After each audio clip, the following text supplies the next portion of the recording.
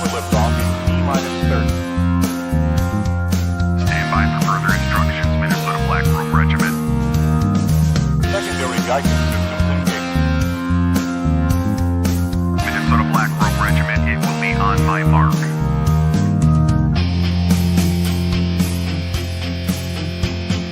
All systems are a go.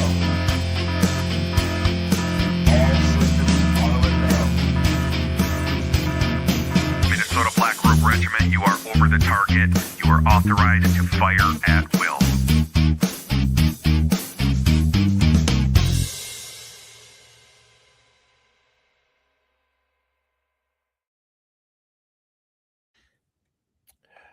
Howdy, good Saturday morning. I'm TC, this is MBRR Media, and this is season 5, episode 5 of Libertarian Lowdown. It's hard to believe that I've been doing the show for 6 years now, and that I decided to do this series a year into the show because of the number of people who were like, what's a libertarian and why do they exist? And I'm like, it's a fair question. In fact, most libertarian organizations go, what are libertarians and why do they exist? And then they get into their little libertarian autism arguments. And there's lots of libertarian autistic screeching then when each person in the room decides to declare all the other people in the room are not real libertarians. So, that's why this show, this season 5 exists. That's why this show exists. That's why the channel exists, is to talk about these things. So like I said, I just can't believe next Saturday's year 6, April 25th, year 6, to the day. In fact, it was a Saturday then as well. And I showed up to my very first man on the street interview project where I was interviewing people in the anti-lockdown, anti-COVID measure rallies in Minneapolis and St. Paul. And so here we sit today. I still go out and do man on the street stuff from time to time, but you guys are going to be thrilled with my guest today, Kerry Baldwin. If you want to know about her, you can read the description because we're going to bring her on in just a few seconds here. You know me, I always give the audience time to come in, but welcome here. And please hit that like button, hit the subscribe, hit the share. If you have ever considered helping the channel, now is a good time to do that. You can become a member, and there are perks. I do members only stuff from time to time. And here we are. I was listening to the opening music like I do every time, and I thought, wow, it was very militaristic for a guy who is an adherent to the non-aggression principle. Might be time to change the music, but yeah, anyway, if you've ever wondered why libertarians are all pro-choice and how anybody can claim to be a Christian and be a libertarian, let alone be pro-choice, you're in for a interesting conversation today, because one of the things that Kerry and I are going to be talking about is pro-life libertarians and why the ultimate position of all libertarians, not just Christian, not just Reformed Christian libertarians, but why being pro-life is truly the most liberty-minded libertarian perspective that there is, and why it's a consistent perspective for libertarians, and why it's not just an issue of control. It's absolutely not just an issue of control. And we're also going to be talking a little bit about Reformed theology and how it lends itself to libertarianism. And quite frankly, if you know anything about the history of my show and my philosophy, I'm not as polite as Kerry. So I have to be, you guys have to remind me to be on my best behavior today with my guests, by the way. So you guys know sometimes I can be a little sharp-tongued. But it was Reformed Christians that really sparked the American War for Independence, and they were all what we would call today libertarians. They were not conservative Republicans. They were classically liberal, and when I say classically liberal, I don't mean what the GOP normie-cons out there today look at anybody that's not them and go, "You're a liberal. you're a libtard. No, they were classical liberals, and they were far more natural rights minded than any conservative Republican is today. That's for sure. Especially the hardcore, vote red till you're dead types. And they certainly are far more dedicated to liberty and freedom of conscience than anybody on the left. So when you look at it, you've got people on the left, people on the right, Democrats and Republicans, all claiming that they're all about freedom and liberty and honoring your rights. But really what you're dealing with is a group of people on both sides who ultimately want tyranny and oppression. They just want their guys to have the power to tyrannize and oppress you, because to them, that's their form of liberty. And then you'll have people like me and, I got Sarah Chicana for Liberty in the chat. She's one of my channel moderators. We're over here going, hey, what about us? We actually want real liberty. We want real freedom. And our theology, our philosophy, our whatever is most consistent with that. And that's why I do this show. And that's why I have been following Kerry's work for quite some time. She's kind of intimidating. I've had some people on, by the way, and you guys know that. I've had Dr. Rechtenwald. I've had Clint Russell. I've had Scott Horton. I've had Monica Perez. Yorove from Geopolitics and Empire has been on. I've had a wide swath of people. I've never been nervous to look stupid before. And so that's what I finally reached out to Kerry and I said, okay, here we go. I'd like to have you on the show. And her first response was, why? So I'm like, because I respect you.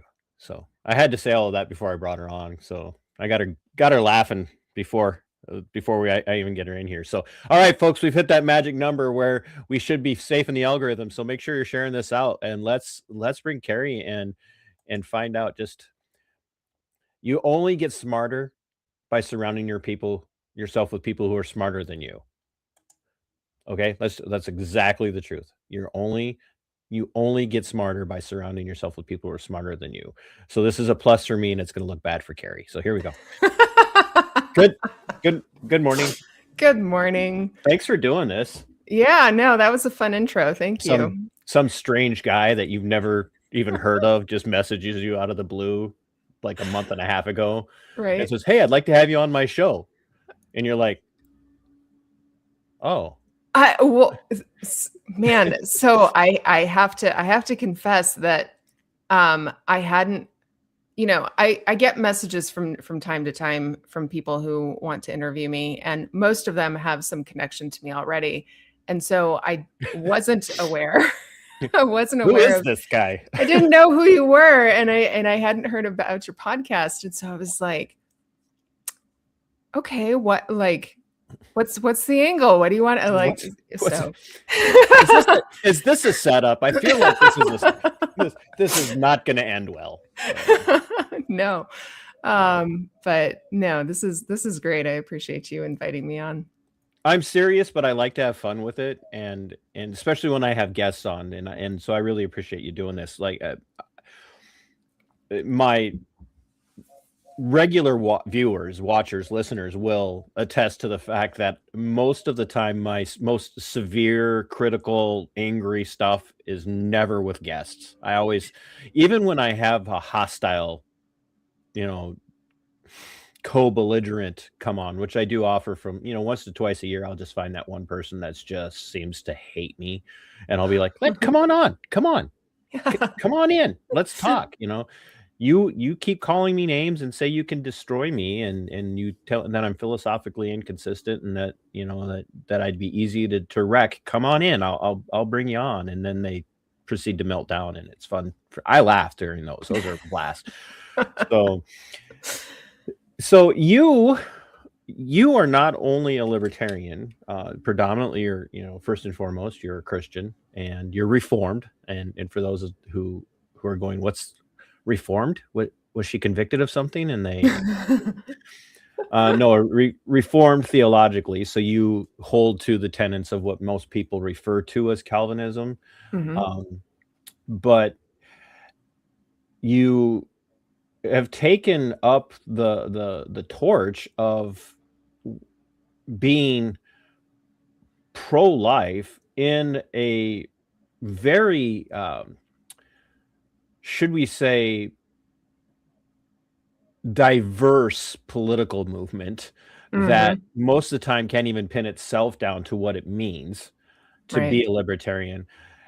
But you bring up the issue of being pro-life and saying, look, no, abortion is not in keeping with libertarian values in the sense of it's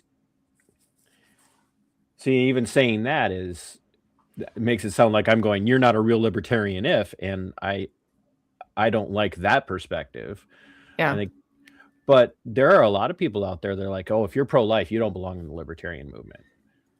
Yeah. Well, it's interesting because the history of, well, I'll just say this. There's the Libertarian Party, right? And then there's libertarian philosophy, which is born out of classical liberalism. Um, and in the party itself, the history of the party itself is interesting because they didn't adopt any position on abortion until post Roe, until Roe v. Wade was decided, and then they sort of like wiggled that into their platform. They were like, okay, this is going to be a thing, so we're going to take the side of that debate. And so, but at the time, it's not like they had a majority position in the Libertarian Party on abortion. You actually had basically three different perspectives on it. One was pro-choice, one was pro-life, and then the other one was just sort of, we're not sure what the take is, and it's not our issue. So at any rate, so there's that. There's the perception is that the Libertarian Party and by extension libertarians at large are historically pro-choice. But there was really no grounding in that. It was politically convenient because the party got started just after or just before Roe was decided, and then they moved to put that in their platform. And it was an expedience thing for them. It's like, wow, this is a hot button issue, and we can really attract. And this is not meant to be a. I get it. Politics is a weird game where you do have to do things that can be expedient, which almost always, leads to some form of compromise on values. But it became like really one of the sticking points, even early on in the history of the party, for people who maybe were Republican conservative would look and they're like, there are things Republicans are doing that I don't agree with, but I certainly can't be involved with that because of that issue. Yeah.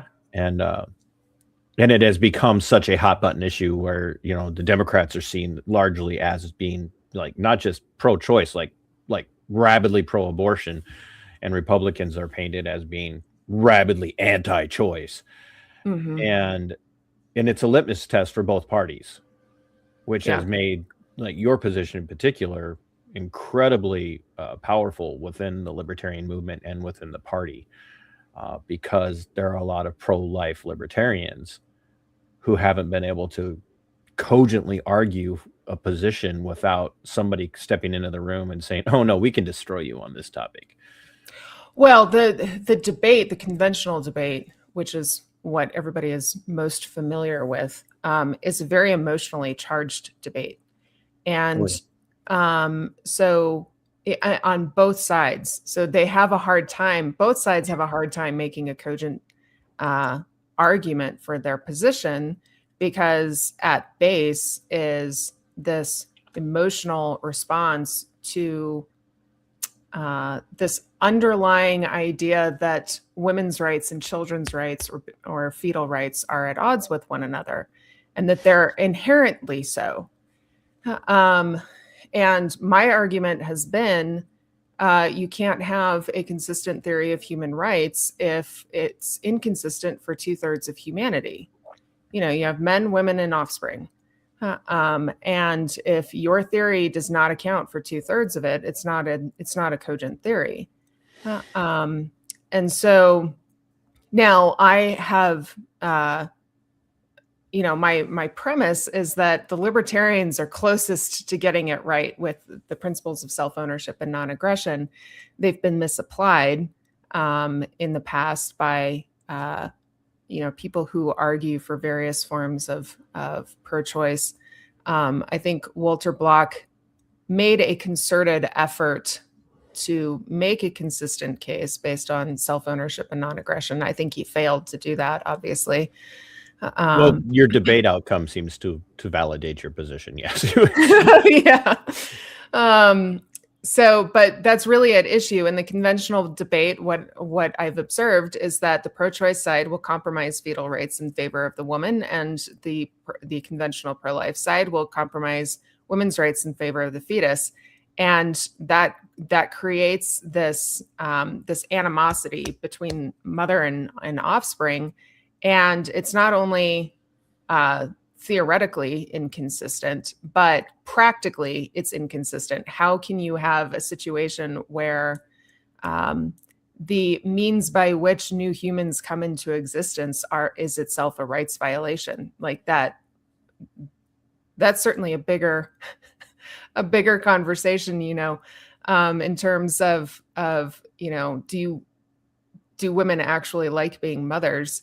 But that's not the question at issue. And we're saying, what are human rights? How do we know that they exist? How do we parse them out between people in such a way that's consistent and don't put them at odds with one another?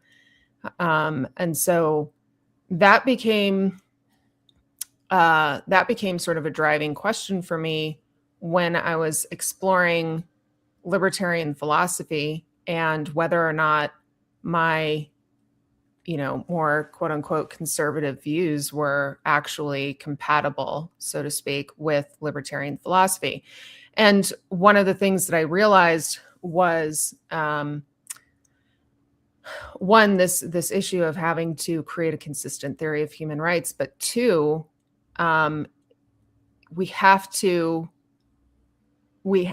conservatives have to grapple with the reality that women have rights over their own body. And that is something that, in the 1970s was a huge question and issue. This is why second wave feminism was a thing. It wasn't just the sexual revolution. It wasn't just birth control pills. It wasn't just access to abortion.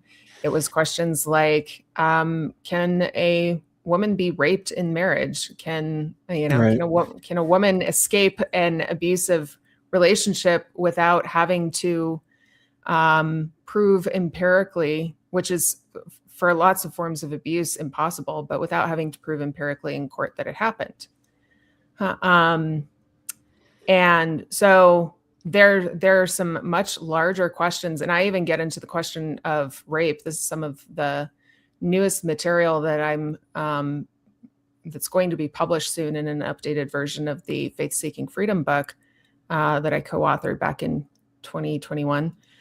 But even the definition of rape is not one that's based in non-aggression. It's based in harm, which puts the victim on trial. Right. And that is completely antithetical to how we treat murder and theft. Why are we treating women differently? So there's strange you say that, because now I actually have been, doing what I do with like government accountability, prosecutorial misconduct, and tyranny and law enforcement tyranny. I actually do see now arguments being made by defense attorneys that the victim got what they deserved. Yes, it's literally, it is absolutely absurd.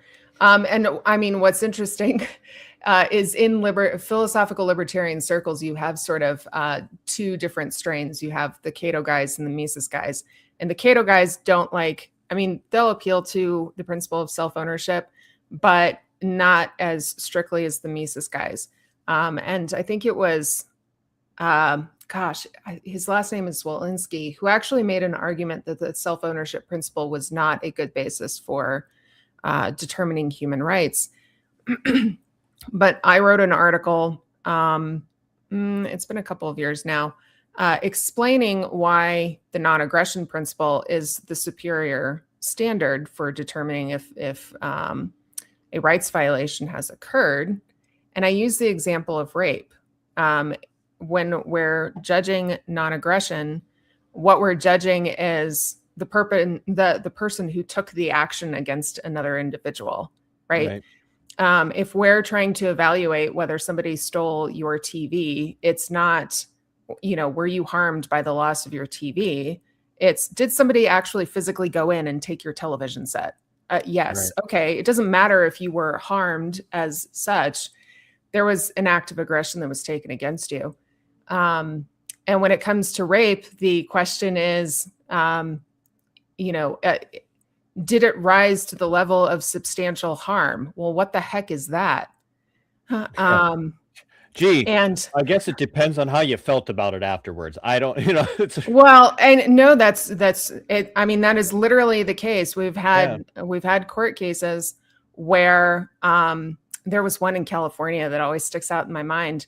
A college student raped a woman, and what the judge considered is whether or not the conviction would hurt the rapist's reputation because he was a star swimmer for their local college. And so that was what was of concern to the judge, is how is this going to affect this man's reputation? And so questions like, well, did you, questions of the victim, like, did you invite it? Were you drunk? Things like that. And so then you start judging the victim. So we've had this legal history where women are judged differently for crimes against them than men are. And it's like, it's written into the legal code. I'm not saying anything that's quote unquote feminist. It's written into the legal code. I love that preemptive strike, by the way. It's like, no, I'm not making a feminist argument. This is real. It's like telling people that men, even up until like the 60s, were considered the owners of their wife. Mm-hmm. Yeah, that was a very real thing. In fact, I was looking at the history of laws on rape, and at first they were considered property rights violations, which seems like it should be fairly close to the libertarian view, but it wasn't my property violation. It would be my husband's property violation. Right. Which made it impossible for him to be accused of, convicted, and sentenced for doing an act like that against his own spouse, because it's, you're in, which is right. Which essentially the problem is that at every turn, then, until there is some form of embrace of that of liberty, not libertinism, but liberty, within the realm of every individual, that will never change. And that has been at its root, fundamentally, the core of all oppression in the world, let alone just here in the Republic, is like all oppression is who owns what and who has a right to what. Right. And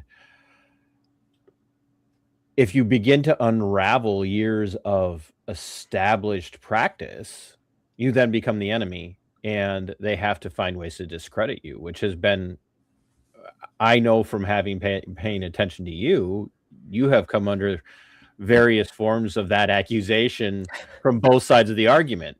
You're the hardcore right-wingers despise you because they think you're a feminist, and hardcore left-wingers despise you because they think you're some sort of, and radical trad wife who, they think that subconsciously I'm still, I'm still subject to the, what's the word? Patriarchy. The patriarchy. There's some word for it, but anyways, it's so funny. It's like, okay, patriarchalists don't actually believe that women can hold, intelligent conversations or be intelligent to any significant degree. But feminists do the same thing, because they're the ones who are saying to me, oh, well, you just hold these opinions because you're still beholden to you're subconsciously beholden to the patriarchy. Okay, so you're telling me that I don't actually have agency. So yeah, Ironically, I catch flack from both sides. And actually, interestingly, just one more point about the rape question and what feminists have done. So feminists have tried to move the needle on the definition of rape, to move it over to consent, a matter of consent. And that still doesn't fly, because it still it still judges the victim and not the that's 100%, perpetrator. Yeah. right. So It's it is the top, and somebody's like, wait, we were talking about pro-life versus pro-abortion. How did we get to the euphemism in the YouTube world of grape? Because if you say that word too much, you get they're afraid you're advocating for it, or not advocating for it enough, I guess. I don't know. People begin to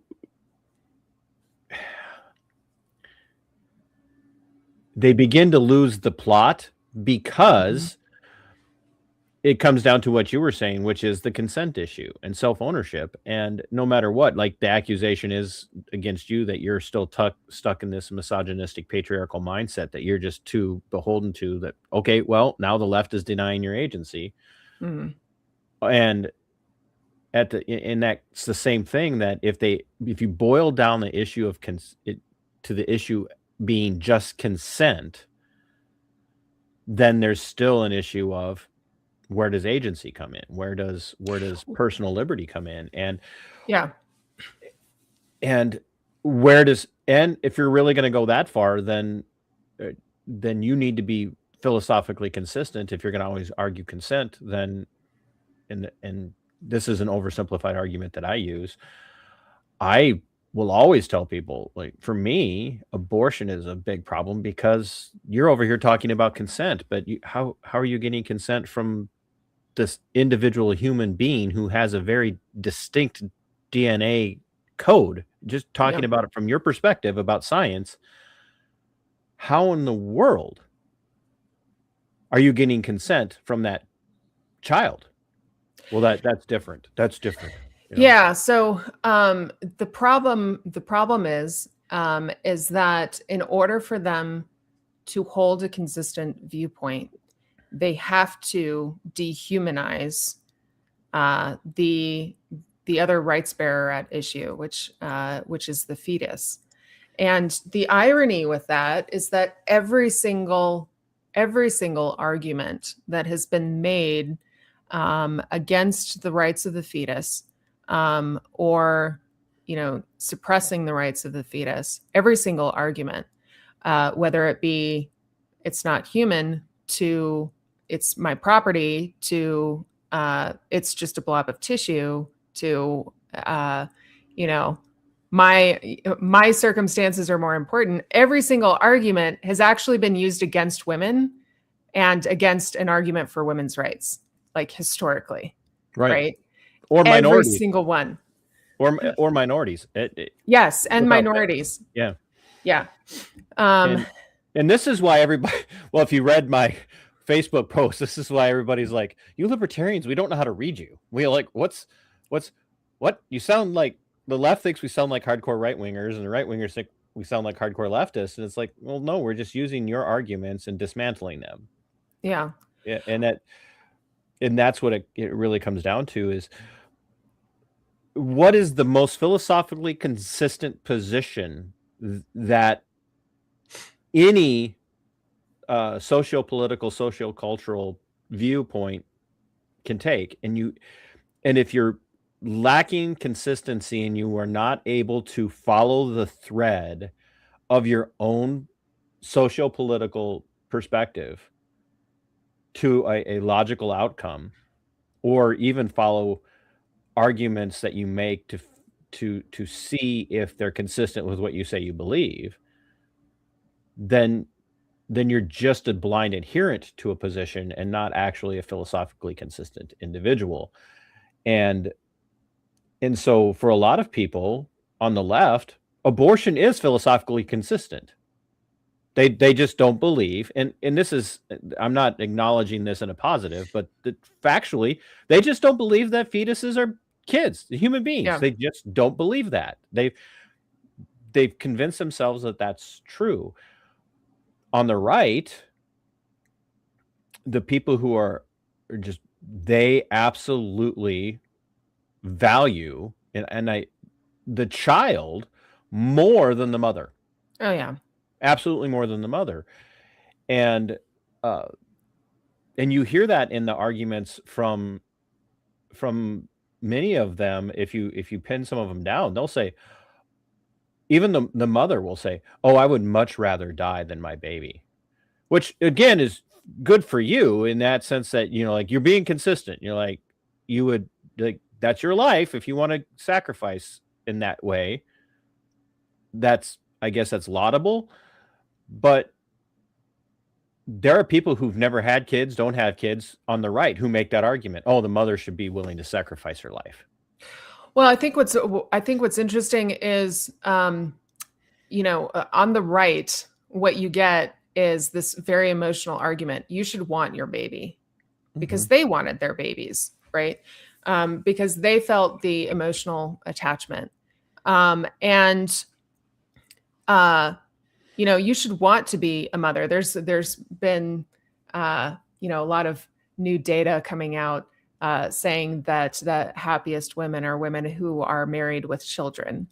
And I think that there's certainly some credence to that study, but the way that the right is using that is to say, see, all of these leftist women who are unmarried and don't have kids are unhappy because they're unmarried and don't have kids.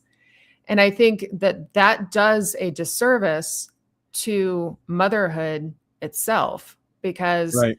a woman who is ready to have children, right, who wants to use her body in that way, should be free to use her body in that way, assuming she's got a husband and all of that. But a woman who doesn't want to use her body in that way, or isn't ready to use her body in that way, that is perfectly and totally legitimate. Right.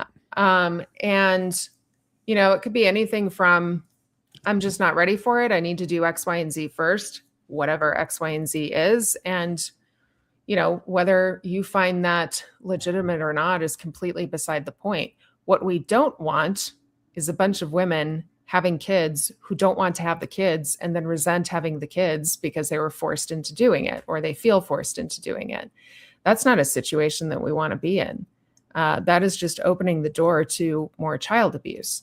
And so I think it is perfectly legitimate for a woman to not be ready, and to not want to have kids, maybe even for her entire life. That's fine. The real question is does she have a right to kill her offspring because she accidentally gets pregnant for whatever reason, poor decision making, birth control failed, whatever. Does her right to not want to be pregnant and not want to have kids then extend to killing the fetus? Of course not. But her desire to not be pregnant and not have kids is totally legitimate. Well, and I like how the conversation played out. I know, like, which, you would hope I would say with every conversation, but, quite frankly, sometimes I'm just like, okay. And the reason I say that is because I think with a topic like this, you can get so in the weeds on what abortion even is.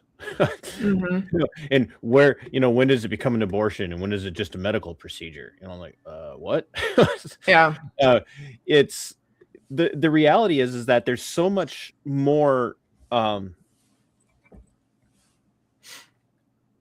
about both sides of the argument that tends to get missed, and what that is that you're both kind of forcing a perspective on society. And as I said in my opening, is like, you want your side to have the power to make that decision for everyone in the world. That's what it is. And the libertarian mindset steps in philosophically and says, hey, I could be consistently pro-life without and view an issue like abortion from a very moral perspective without wanting to elect my guy or gal, whatever the case might be, to step into the realm of authority over you to tell you what you can and cannot do. Mm-hmm. And my consistent position as a person who has actually done pro-life advocacy work at outside of abortion centers, in conversations with people, is I don't want the government to, I don't want, like, when I became philosophically consistent, I even stopped saying, oh, no, we need to have laws that would throw you in jail. Well, like, no, I want you to not want to do this, but not because you're afraid of going to hell, not because you're afraid of going to jail. I want you to not want to do this because I want you to do the right thing morally. And I think that has been one of the greatest weaknesses of Christians, especially on the right, and maybe even within the libertarian movement of Christians, has been the easy answer is always to get the government involved and make the government do the hard work. Yeah. That's, so when Roe v. Wade got overturned, everybody was like, oh, I suppose you're happy that all these laws are going to get passed. I said, the law's not going to change a thing about abortion. The great thing about the overturn of Roe v. Wade was not that now there's going to be a bunch of laws. It was the Supreme Court recognized that the federal government way overstepped its reach in Roe v. Wade through the courts. Yeah. And now the decision about how these are going to be handled how this issue will be handled is where it belongs, which is in the hands of the local government, the state predominantly. And ultimately there, for me, the issue needs to be what are we doing to impact the argument, especially as Christians, by talking about this less about whether or not you have a legal right to do it and more about whether or not this is in keeping with natural rights and with morality, period. Yeah. But nobody wants to have that argument because nobody wants to talk about morality in this issue. Yeah. I shouldn't say nobody, but. Well, and I think, one of the big issues with the question of whether abortion should be illegal or not is less about whether we should consider abortion, legally as homicide, and more about what does the enforcement piece look like. Yeah. And, one of the things that really ticked me off to exploring a libertarian pro-life view is I heard a radio interview with Scott Klusendorf, who's a major conventional pro-life player. And one of the things that he said was that if abortion was banned, then a quote unquote war on abortion would look like the war on drugs. And I thought, no freaking way. Like, that has been a disaster. And so when I talk to libertarians, especially pro-choice libertarians, really the objections that they have is over enforcement. What's enforcement going to look like? Because if we're just going to repeat the war on drugs and now target women, then there's a huge problem. And I totally agree with that. I don't think that necessarily means that we can't consider abortion legal homicide, but what it does is it says, I talk about abortion as being a quote unquote canary in the coal mine issue. Are you familiar with the idiom of the canary in the coal mine? Yeah. So for those in the audience that don't know, you're going to have to explain it. Yeah. The canary in the coal mine. So coal miners would use, one thing that they were under threat from in the coal mines were toxic gases that had, you couldn't see, you couldn't smell, you couldn't taste. So what they would do is they would hang a canary at the opening of the coal mine. And the canary was sensitive enough that if toxic gases were around, then it would die. And that would indicate to all the coal miners that they needed to evacuate because there were toxic gases around. And so I talk about abortion as being a canary in the coal mine issue.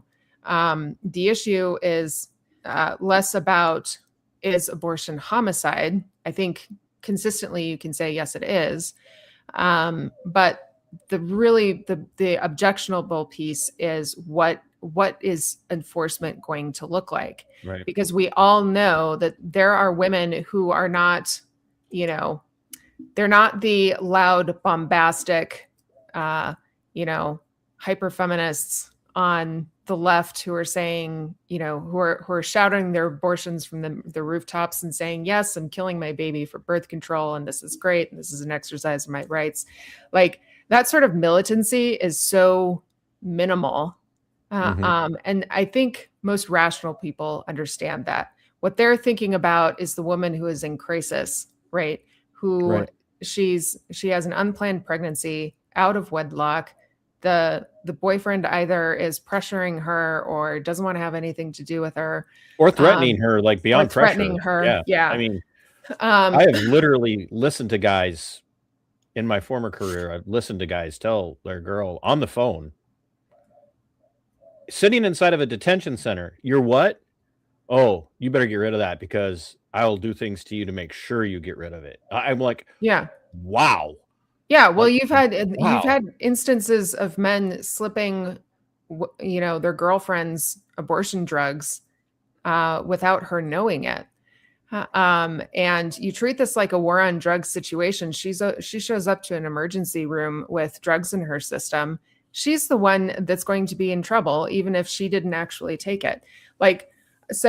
At any rate, with the enforcement piece, what we're thinking about, what most people are thinking about, is this woman who's in crisis. She doesn't know what to do. She knows she can't afford it. She's in a bad relationship, and she needs like practical help. Right. One of my favorite pro-life organizations is Let Them Live, and they find women who are seeking abortions, but who desperately want a different answer. And what they do is they go in and they will actually like pay the bills for that woman. They'll fundraise money to pay her bills, and also give her training to help her get financially stable on her own. Right. That's exactly what she needs. Which is ultimately the most philosophically consistent position for even left-leaning libertarians to take. Yeah. Because you're eliminating the government from the decision. You're eliminating any kind of rule or law. And you are stepping in at the ground level as an voluntarist, if you will, and saying, here is my position, and way huge, way over umbrellaing this. Yeah. This is the most philosophically consistent position for me as a libertarian, which is to come into your life and say, I don't want to force you to have this baby, but I want to have a conversation with you and I want to talk to you about it. And if your choice is, I'm only looking at an abortion as an option because I don't know what else I have, and in an organization that is not a governmental body steps in and says, here, let us help. That's a major moral victory. Yeah. All the way around. Yeah. So one of the things that I argue is that, if we had a libertarian society, right, a libertarian government, I think that abortion would be considered a category of murder. But when you look at what enforcement looks like, what the, judicial process looks like, one of the things that we've learned is that retributive justice, which is the system that we have now, which is, you will be punished. You will be punished. You'll be put in prison. That does not produce recidivism, which is repeat offenses, and it doesn't create a deterrence effect, which is what like the militant conventional pro-life people believe. By making abortion illegal, they believe that it'll create a deterrence, and that's just simply not true. Like, we've got enough data to know that. I.e. war on drugs. Yeah. Literally made drug use worse. Yeah. Literally. But there are two forms of justice that do produce deterrence, and they do have a very low recidivism rate. One is restorative justice, and then the other one is tort law. And I think in a situation in a libertarian society where it's illegal to have an abortion, I think a woman who's been found guilty of having an abortion, she can go through a restorative justice situation. And that restorative justice situation is literally saying, okay, how did you get into this situation? And how can we help you keep from getting into it again? Right. And it becomes a matter of, first, it allows her to take responsibility. This is one of the key characteristics of restorative justice that is different from retributive justice. In retributive justice, we are incentivized to not take responsibility for our actions. In restorative justice, we are incentivized to take responsibility. And that restorative process is aimed at not ruining your life the way retributive justice does. Now you've got a record, and now your reputation is ruined, and now you can only get so far in society. With restorative justice, it's really, okay, you are a part of our society and there was an error made, and let's talk about what happened that got you there. And then you're having all of these conversations about, okay, what was your economic situation? What was your financial situation? What's the situation with your boyfriend? Like, having those conversations and actually helping her get out of that is the biggest win, even if she's actually gone through and already had the abortion. And so at any rate, and then there's tort. And tort, I can imagine being used in a situation where she already knows, right? She already knows the impact of abortion on society. She already knows that she screwed up, and now she's got to pay something for it. Like, tort is literally paying for your crime.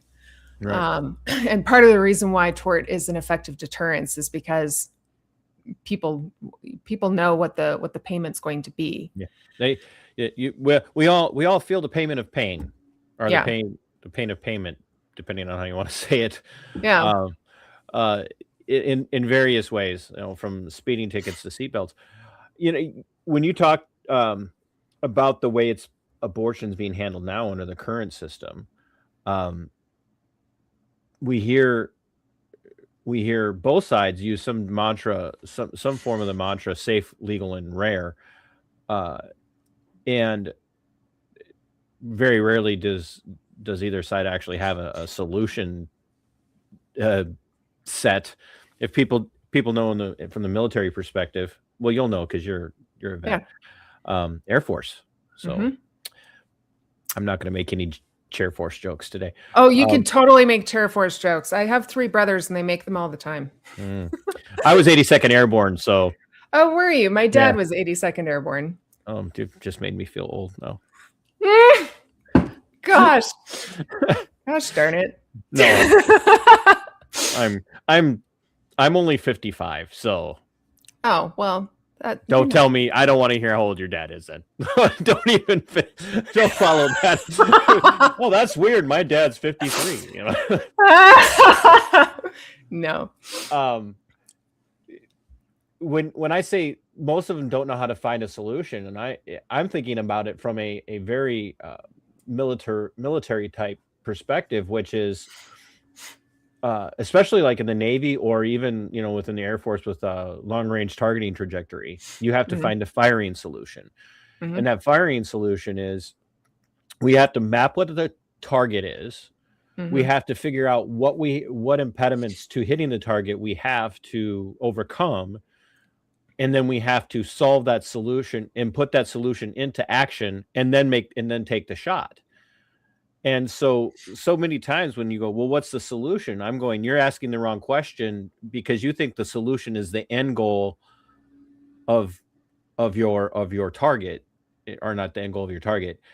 You think the solution is ending the problem. I'm telling you the solution is aiming at the target and then reaching it. Because a lot of people can go, oh, this is my target, and have no actual firing solution to getting to the target at all. Yeah. They just have already established what they want the end to be, and have not put any thought into it on a philosophical level of how to get there. And that's why I try to convince people when I'm having these one-on-one conversations, when it's just me and them, about whatever the topic might be, whether it's, you know, the war on drugs and decriminalization of drugs, or ending murder, or whatever the case might be, is let's talk about what the firing solution is and all the steps that we're going to have to take to get to the target. Well, I'll do you one better. That's why I have smarter than me people on the show. I'll do you one better. I mean, I think yes, you are absolutely, like, yes, on the right track. The left's solution is literally literally kill the person that's the problem. And this is how you end up with, like, what Canada has with their MAID program, where you have sick people now, and the easiest solution to that problem is doctor-assisted suicide. Mm-hmm. It's literally to just kill the person. Oh, you're experiencing problems? Well, we should end your life.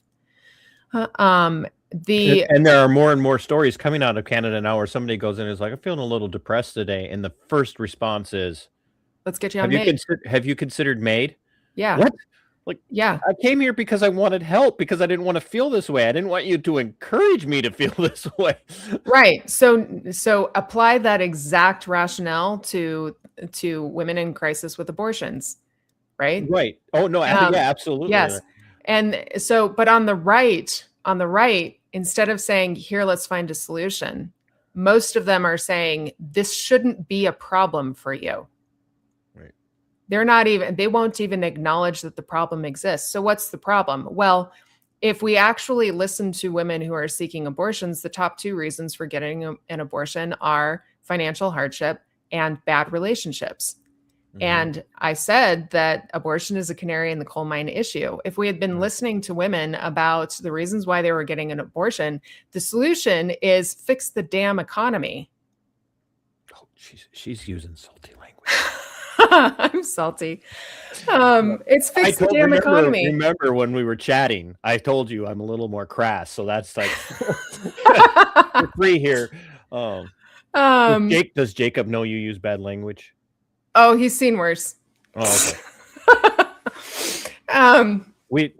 Anybody who's been around long enough knows I've had Jacob on the show too. So, but he's big time now. He has Dave Smith on his show, so now he doesn't even have time for me anymore. So I'm so jealous. At any rate, you're right. But that's exactly the issue. Is like I've never, in all of the times that I've done abortion type ministry when I was still doing street level stuff, I've never once had any young lady or a young man, married or not, as they're walking together into a clinic, ever say, well, you know, with her medical conditions the way they are, if she has this baby to term, she's going to pass away.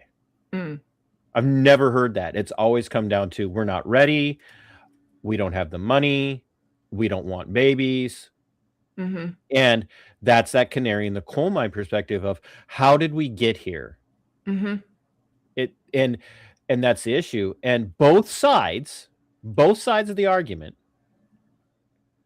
from the Republican perspective and the Democrat, and I'm way overgeneralizing, but I'm just going to use those because, you know, we're stuck in this stupid two-party system that has done nothing but damn us. Right. Both of them want the government involved. Yeah. And in control. And neither one of them actually want to fix the problem, which is, all of this comes down to money. For almost every time, it comes down to a fiscal struggle, a monetary struggle, an economic struggle for people. Absolutely 100%.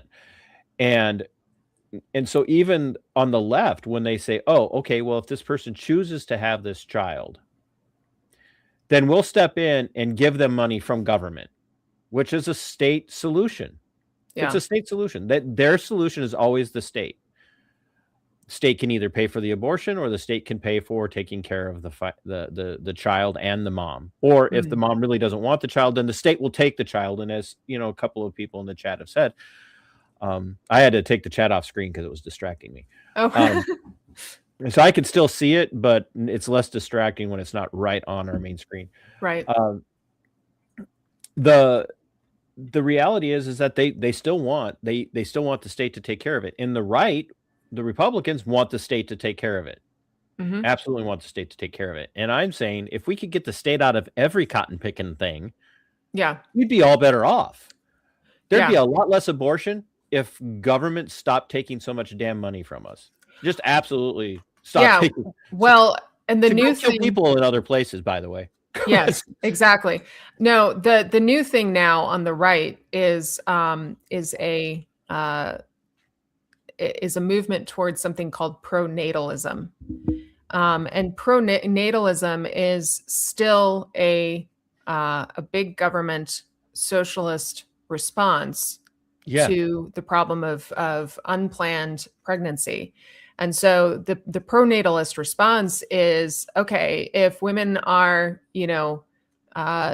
having abortions because they can't afford them, well, we're going to subsidize motherhood in these, various ways. Absolutely. Which only makes the problem worse, right?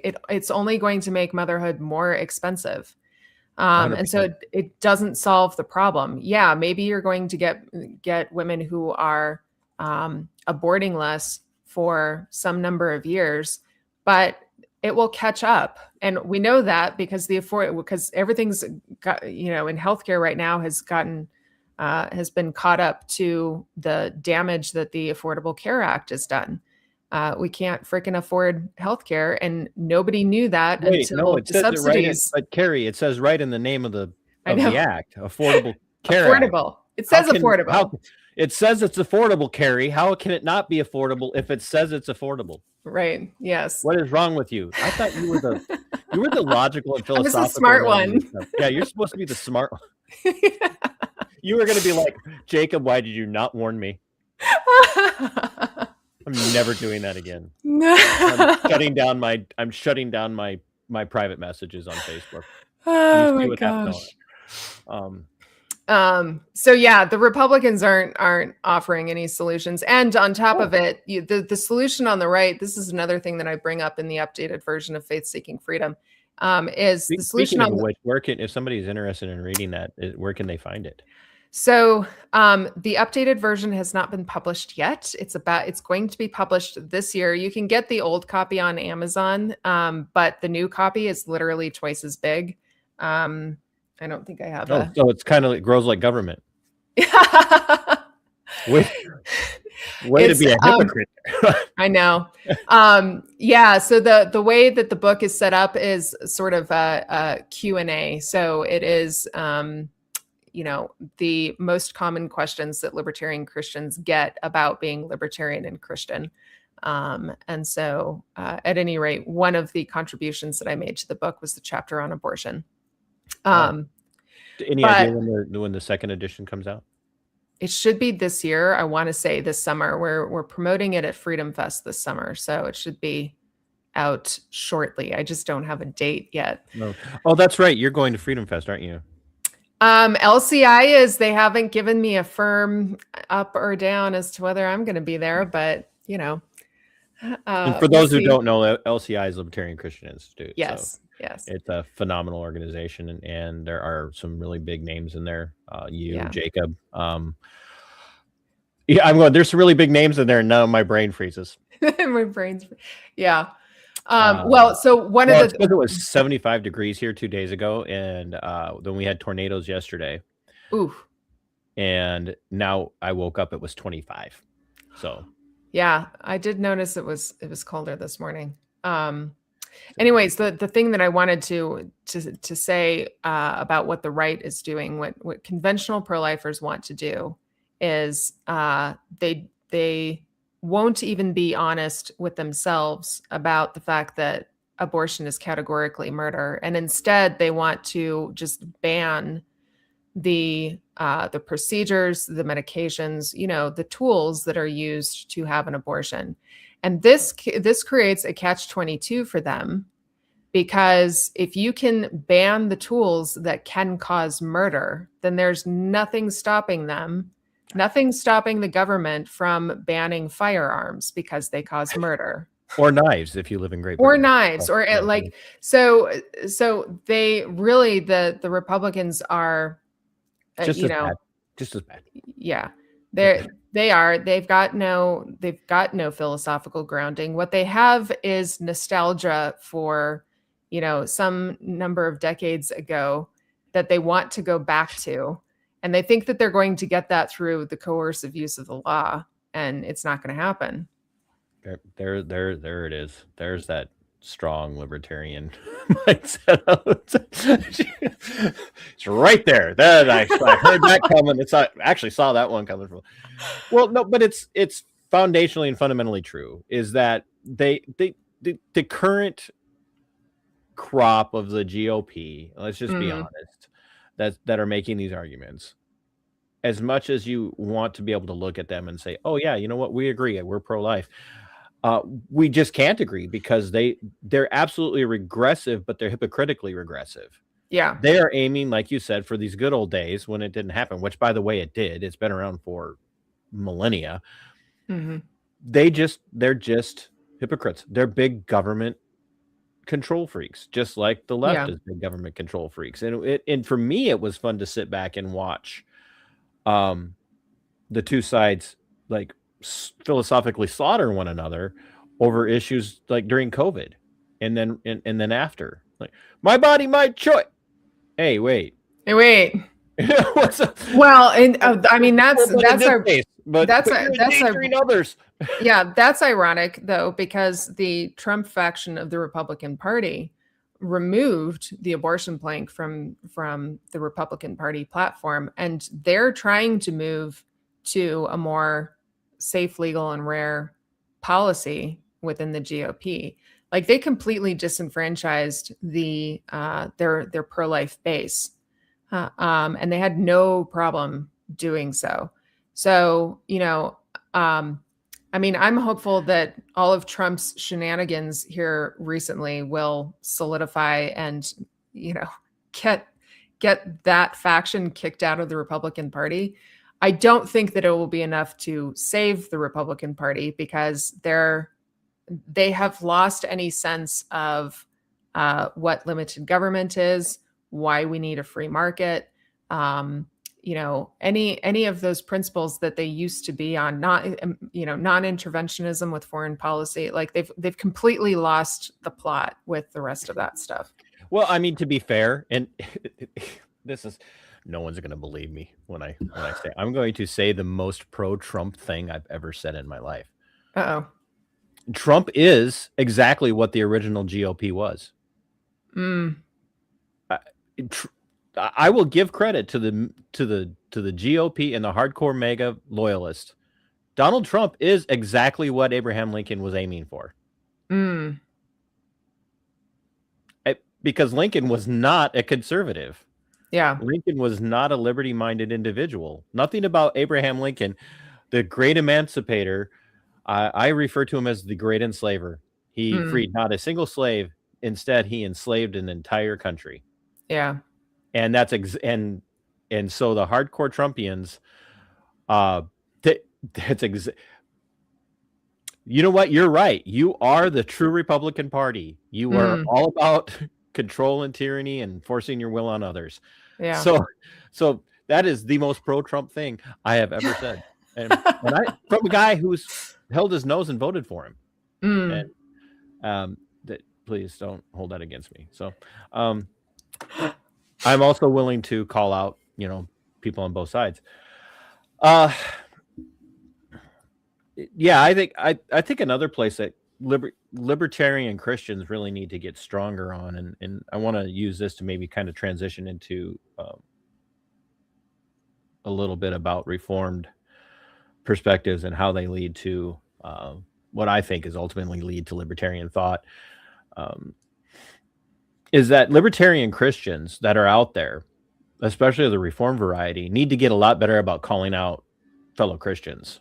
You know, our judgment needs to be aimed far less at Christians outside of the Reformed theological perspective, and even definitely not aimed nearly as aggressively at people outside of Christianity. Look, we can make some commentaries about non-Christians, about morals and values when we see some of the things that are happening. But we need to get far more, if you will, judgmental about what's happening, even or maybe especially within Reformed theology, Reformed Christian churches. And if you are one of those Reformed Christians or a Christian who is anti-abortion, Kerry, plug your ears for a second. Get off your ass and go do something about it. And when I say go do something, as an adherent to the non-aggression principle, I'm not talking about violence. I'm talking about stop waiting for the government to fix the problem for you. Stop voting for the person who says they're going to fix this issue. Period. Yeah. No, if you are morally opposed to this based on your theology, then go have conversations with people. That's how you change a problem. You will never convince a meth addict to stop being a meth addict because you're going to throw him in jail. That never does it. And I can tell you 100% after spending nearly 13 years in the law enforcement career field of watching the government over and over and over again telling meth addicts, stop being meth addicts. And the meth addict says, as long as I'm in jail, I'll stop being a meth addict. Yeah.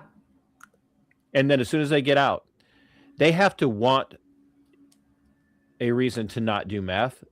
And they're never going to have a reason or find a reason on their own, ever. No one ever comes to that. Like one day they just wake up and go, without any external influence, go, I just don't want to do meth anymore. There's always somebody that steps into their lives that says, hey, let's talk about this and how can I help? Yeah. It's one major reason why I prefer the restorative justice model. With the retributive justice model that we have, I think it's very easy and understandable to see why a meth addict who gets thrown in jail and then released and then returns to meth is returning to meth, because now you are creating a record of all of his faults that follow him around wherever he goes, and he can't get away from that.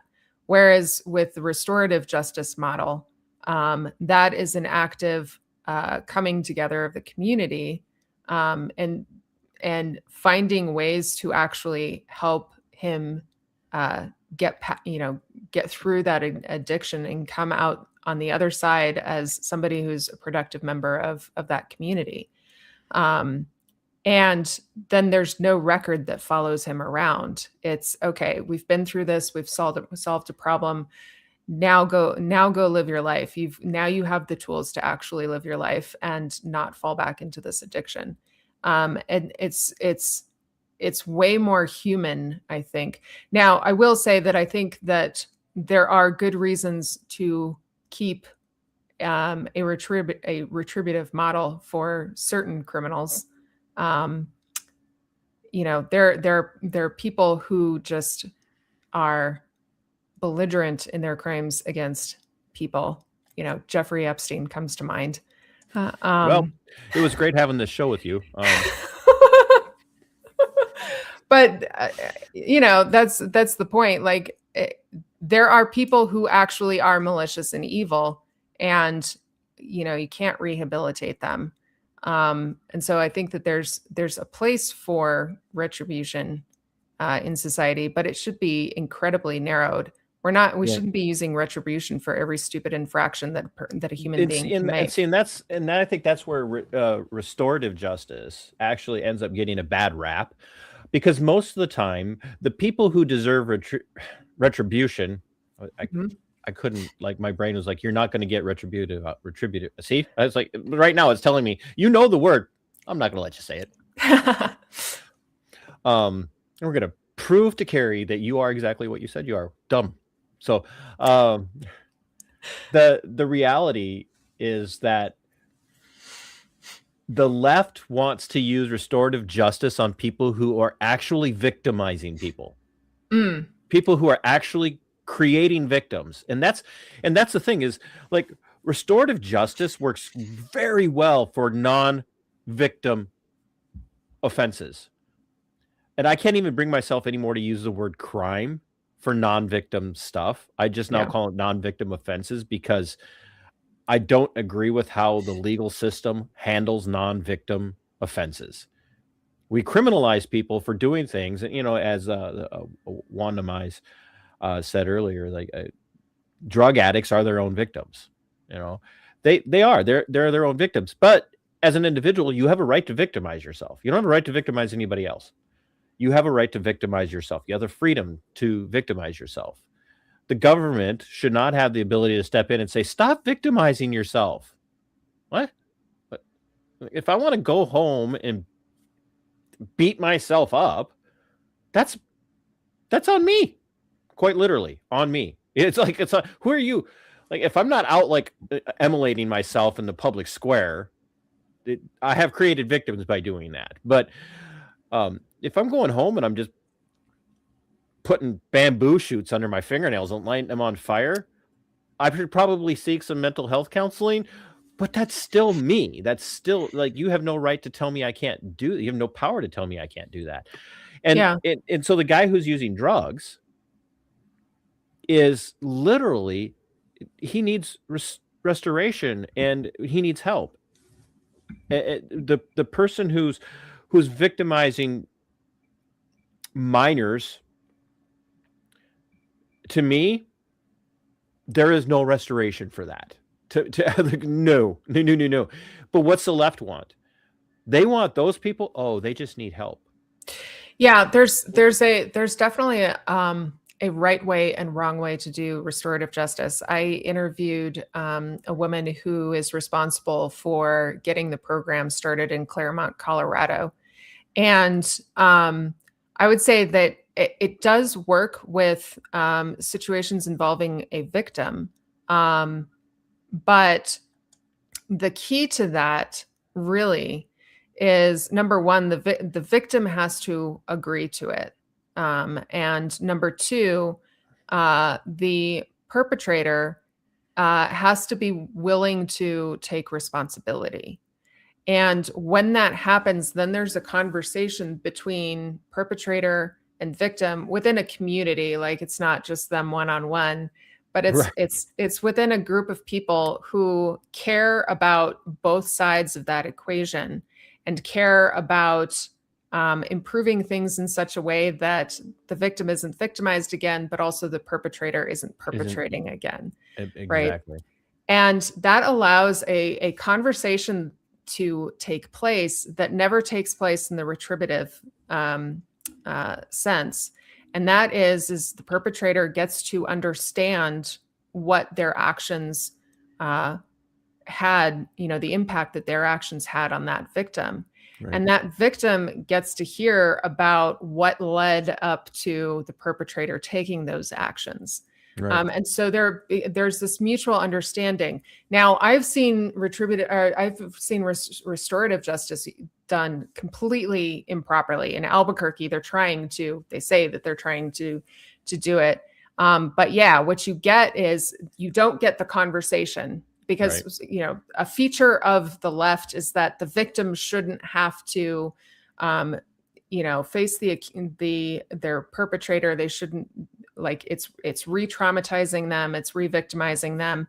And certainly there are cases where that may be true, but the point is that the victim should be able to make that choice. And when you take that out of the equation and you just have the perpetrator and, oh, poor you, you've had a terrible life. Of course, you went and murdered this person. We feel super sorry for you. So, we're going to release you and you try again and you do better. Like, they're literally doing that here in Albuquerque. It drives me insane. And so what's our crime rate doing? Well, it's skyrocketing. And it's because they've actually removed that conversation, that very necessary, very hard conversation that actually builds bridges and bridges.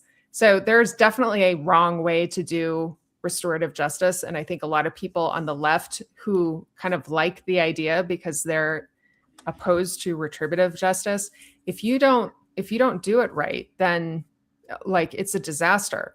Oh, I have a friend, a very strong Christian friend, reformed like us, libertarian like us, who lives in Albuquerque, and he's like, they're biding their time. He and his wife and family are biding their time there.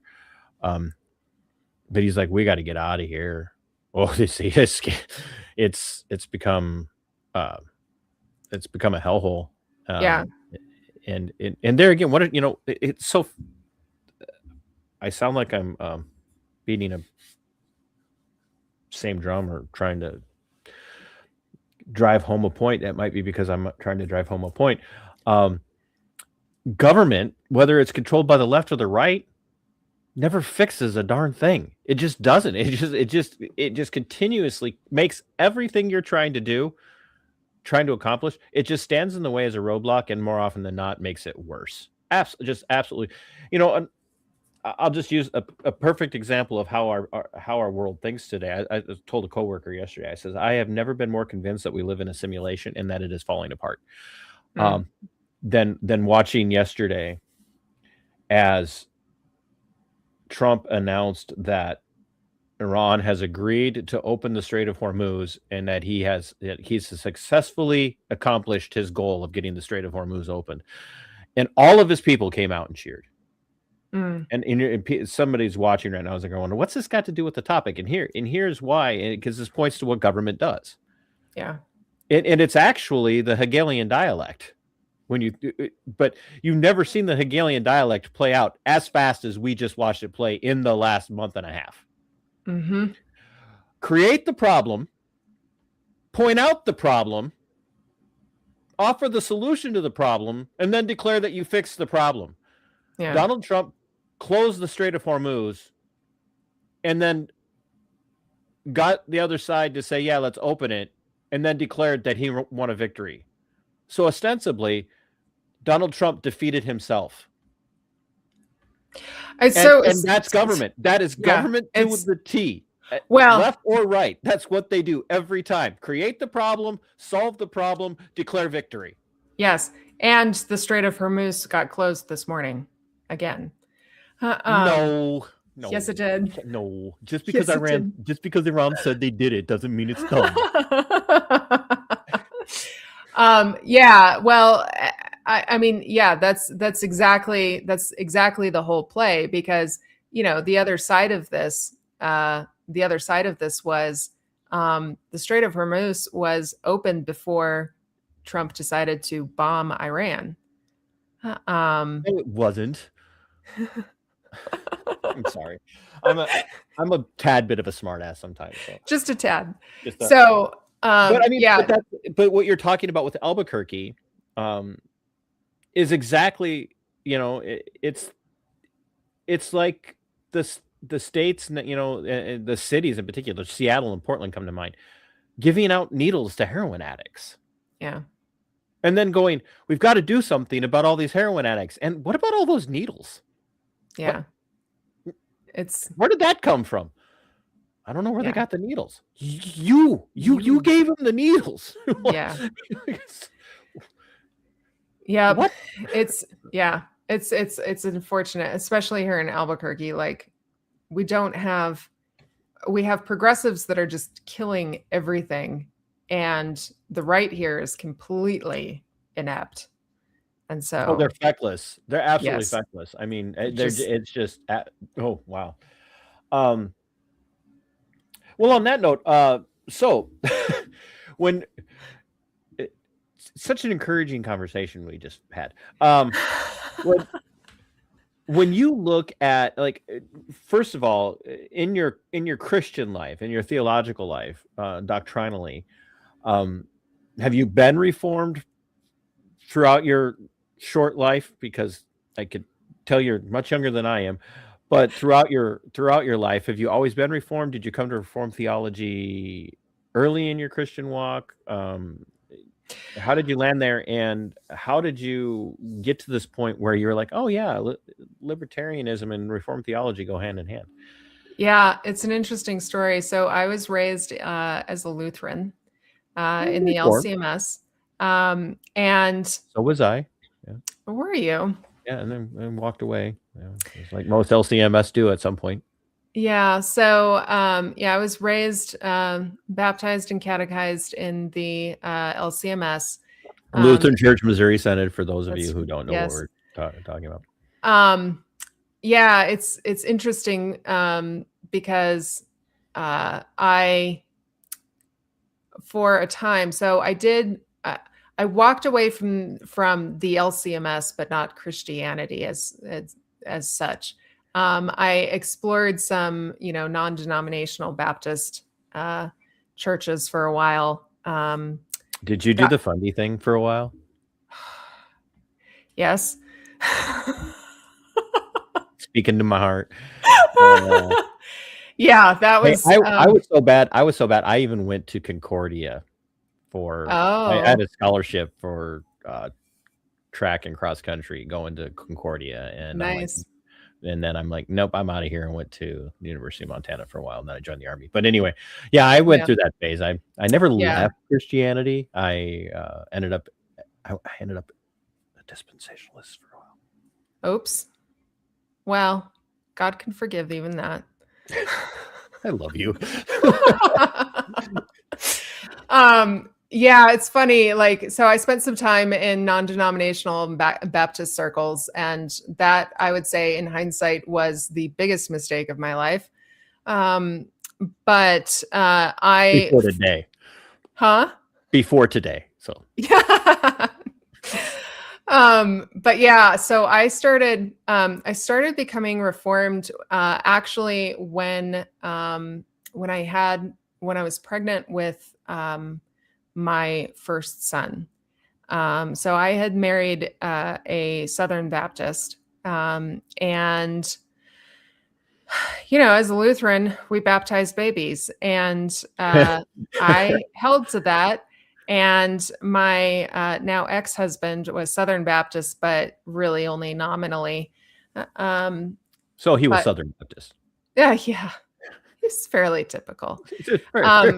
Yeah. So he was like, "Oh, we don't baptize babies," and so I just decided, well, if I'm going to, put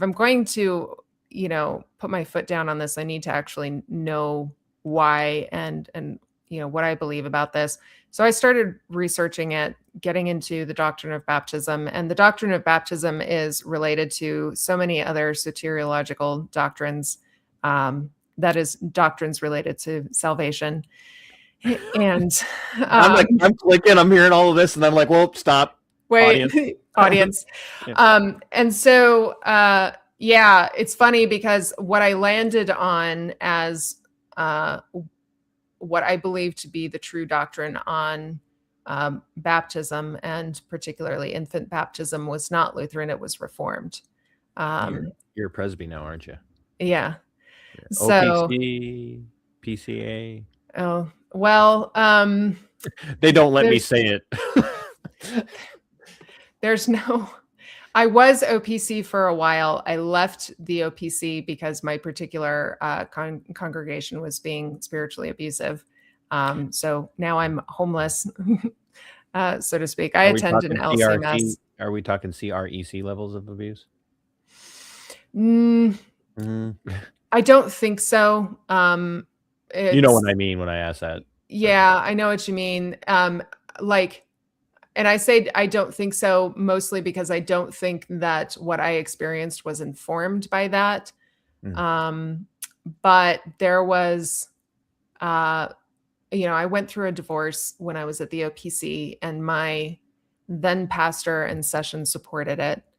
And then my pastor left, and the session eventually decided through their own actions and decisions towards me that they didn't want to have to deal with the fallout of a woman and her kids who had experienced an abusive marriage. And you got the scarlet letter. Yeah. And I'm not saying that to make fun of you. It's just and once again, even churches will show that, like, there's so much, like, vacillation. Like, they just vacillate just all around. You just never. Yeah. They were much more interested in the outward conformity piece than actually being helpful. And Oh, so, yeah. I need to introduce you to Kevin, my friend in Albuquerque. Mm, He sure. is I actually helped him walk out of an incredibly abusive church in Iowa, and we have covered that numerous times. He writes about it on his he writes on Substack now too, and he has his own website called Churches That Abuse. Or well, the topics that he covers fall under the umbrella of his series called Churches That Abuse, and you would love him. You would absolutely he's right in your wheelhouse as far as talking about Christian issues from a libertarian perspective and what church abuse looks like. And I'd love to connect with him. Yeah, I will make that happen. We are a dime a dozen out here in the desert. Well, I tell people we're a desert in more ways than one. Oh, we've talked about that. So they're struggling with some stuff right now, even. Yeah. So you end up. So you're like me. You're churchless. Well, I do. In the sense of you don't know, like, where am I supposed to go? What am I? Yeah, I do attend every week at an LCMS church, who has graciously taken me in as their resident Calvinist. And I have a very good friendship with the LCMS pastor here, and he's like, "You're more Lutheran than my Lutherans are." That's what my pastor says. He's like, "You're Lutheran." I'm like, "No, you just didn't give Reformed enough credit." I just use words you understand, Pastor. Yeah. I use Greek and sometimes Hebrew words, and I say things like soteriology, eschatology, yeah, hamartiology. Yeah. You know, what's the Odyssey? What? Right. That's a book that was written years ago about the Odyssey. No, Theodicy. Yeah, it's fun. So how did you land? And like, I'm churchless because every single church that I would have been willing to attend all shut down during COVID.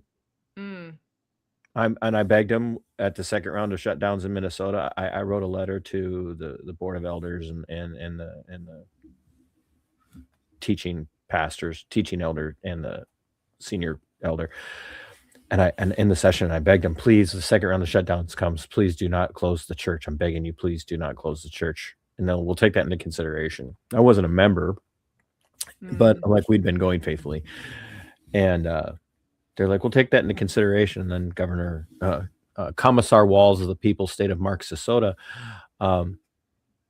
ordered the state shut down to include churches, and the church closed for a few weeks. And I was like, I can't do this. I can't do this anymore. I like you people, your forefathers started the American War for Independence, for the love of God.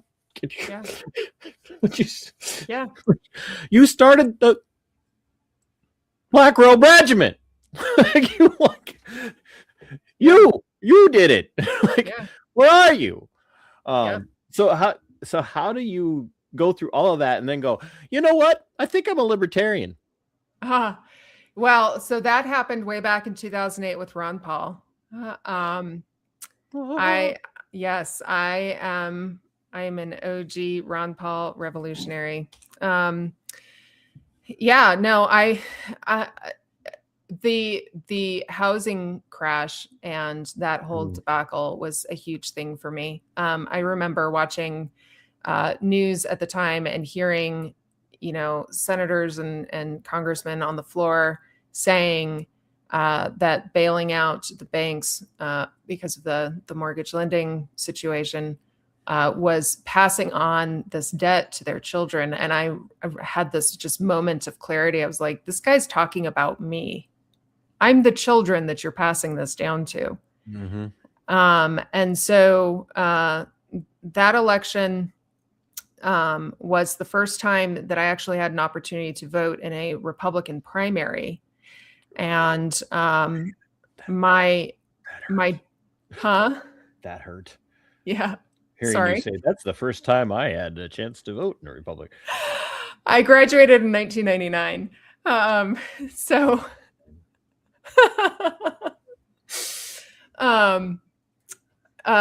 At any rate, so yeah, my dad was I would say a constitutionalist, more or less originalist in his views, and so that got I had sort of taken that in as part of my own identity. And so as I'm looking at this field of Republican candidates, I'm like, how the heck do you choose in a primary? And so, I did what any reasonable person would do. I went and read the Constitution again to see what the executive power was supposed to do and not do. And realized that Ron Paul was the only one who was paying any attention to the Constitution. And the heck you say? The heck I say. And at that time I was already out of the Air Force. The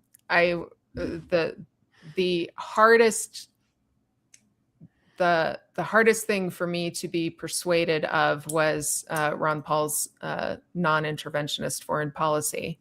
But there's always a sticking point, isn't there? There's always it's just like the sticking point. I'm just like this close, but yeah. So that was a sticking point. But at any rate, so I became a follower of Ron Paul, and then in that same time frame, I also found the former Libertarian presidential candidate Michael Bednarik, his classes online on the Constitution. And so I got his book, Good to be King, and started reading that.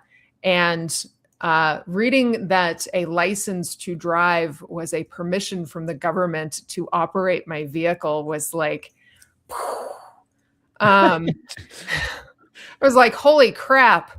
You're like, before anybody was even talking about it, you're like, that sounds like some sovereign citizen garbage right there. It's like, yeah, I did get introduced to the sovereign citizen stuff. And so at any rate, but yeah, that's where I became a libertarian. Was in 2008. On YouTube, and then next thing you know, it's all over. Then you're talking to freaks on Facebook that want you to come on their show. And it's just, so yeah. So what? Not what appeals, because I say this genuinely. I don't think there's anything about all the you're not a real libertarians are I'm gonna end up clipping this out and putting it up. There's nothing about libertarian philosophy and saying I'm a libertarian actually appeals to anyone, in the sense of, that sounds like fun, being hated by everyone, because that's what ends up happening. And as I came out of the libertarian closet, realizing that I had gotten out of GOP politics years and years and years ago. I got so disenfranchised about politics by the Republicans in the state of Minnesota and across the country, that I literally went from being the vice chair of my county party to getting out totally. Like, I didn't watch Fox News. Nothing. I just got out. Yeah. I'm done, because nothing about either side appealed to me at all. And so when you look at libertarian philosophy, you don't even realize you're a libertarian. You're just like, yeah, that's what I believe. Mm-hmm. So it doesn't appeal to you. It just attaches to you. And you're like, now I know why no one likes my views. Which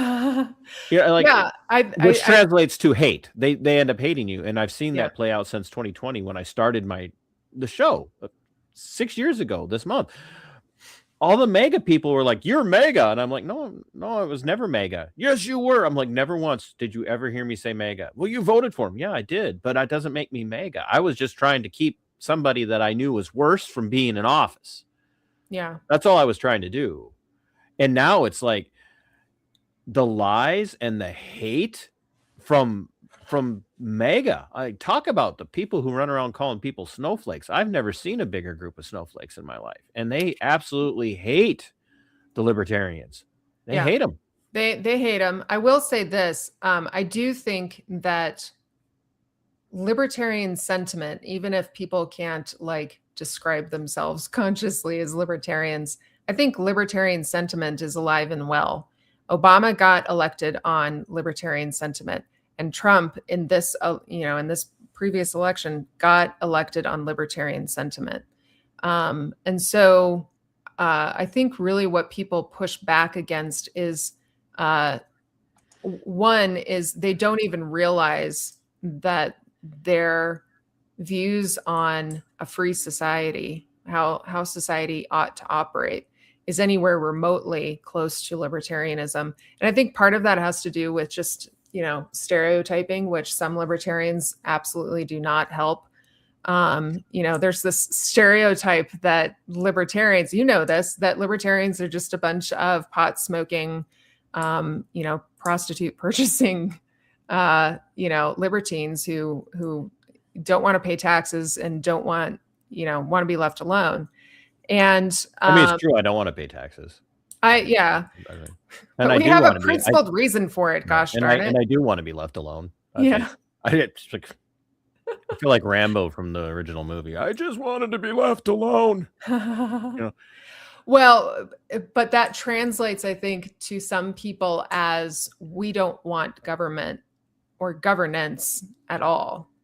And I think that's a mistake. Like when I think of a libertarian view of civil governance, yes, it is strictly limited, but it is limited because what we need it for is so important. We do need the adjudication of disputes. We do need restitution for rights violations. Like those are very real needs in society. Now, your Calvinists coming out there. Well, I think that's the libertarian view. I mean, I'm a libertarian anarchist, and lots of people think that anarchy, or anarchism is a complete and total disregard for civil governance. And I think it is the highest respect for what civil governance ought to be.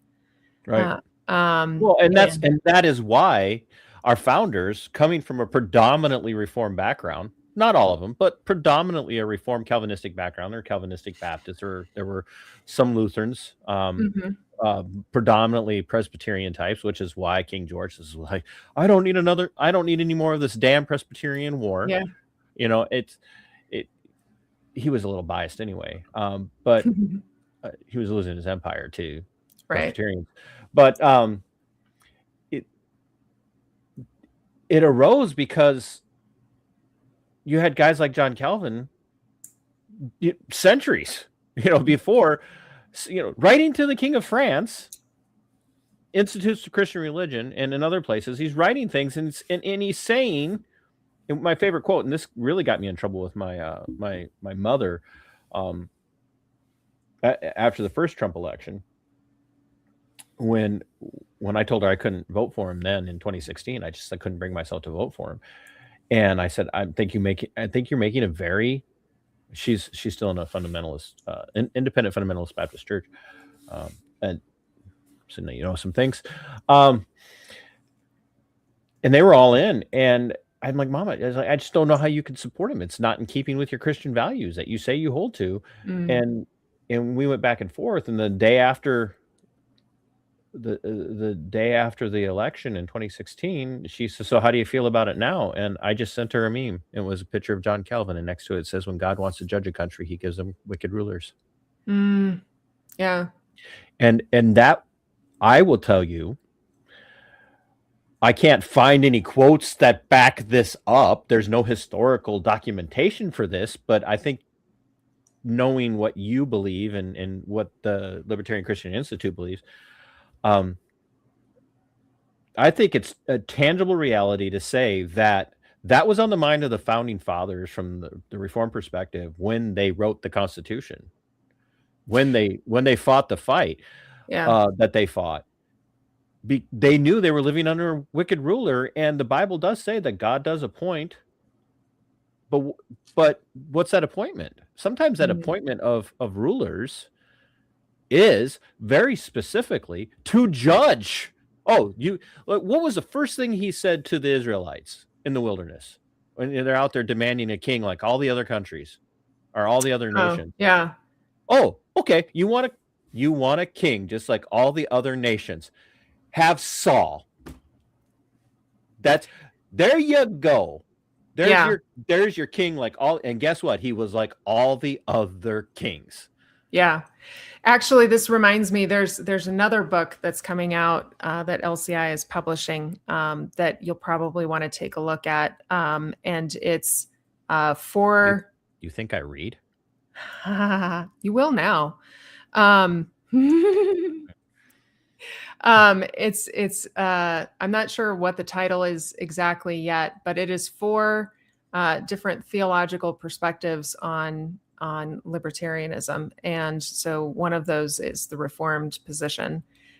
So my co-host on the Reformed Libertarians podcast, Gregory Baus, has written a lot of that. And he goes through a lot of that history of how we came from the Protestant Reformation to America, and how we went from establishmentarianism to just establishmentarianism.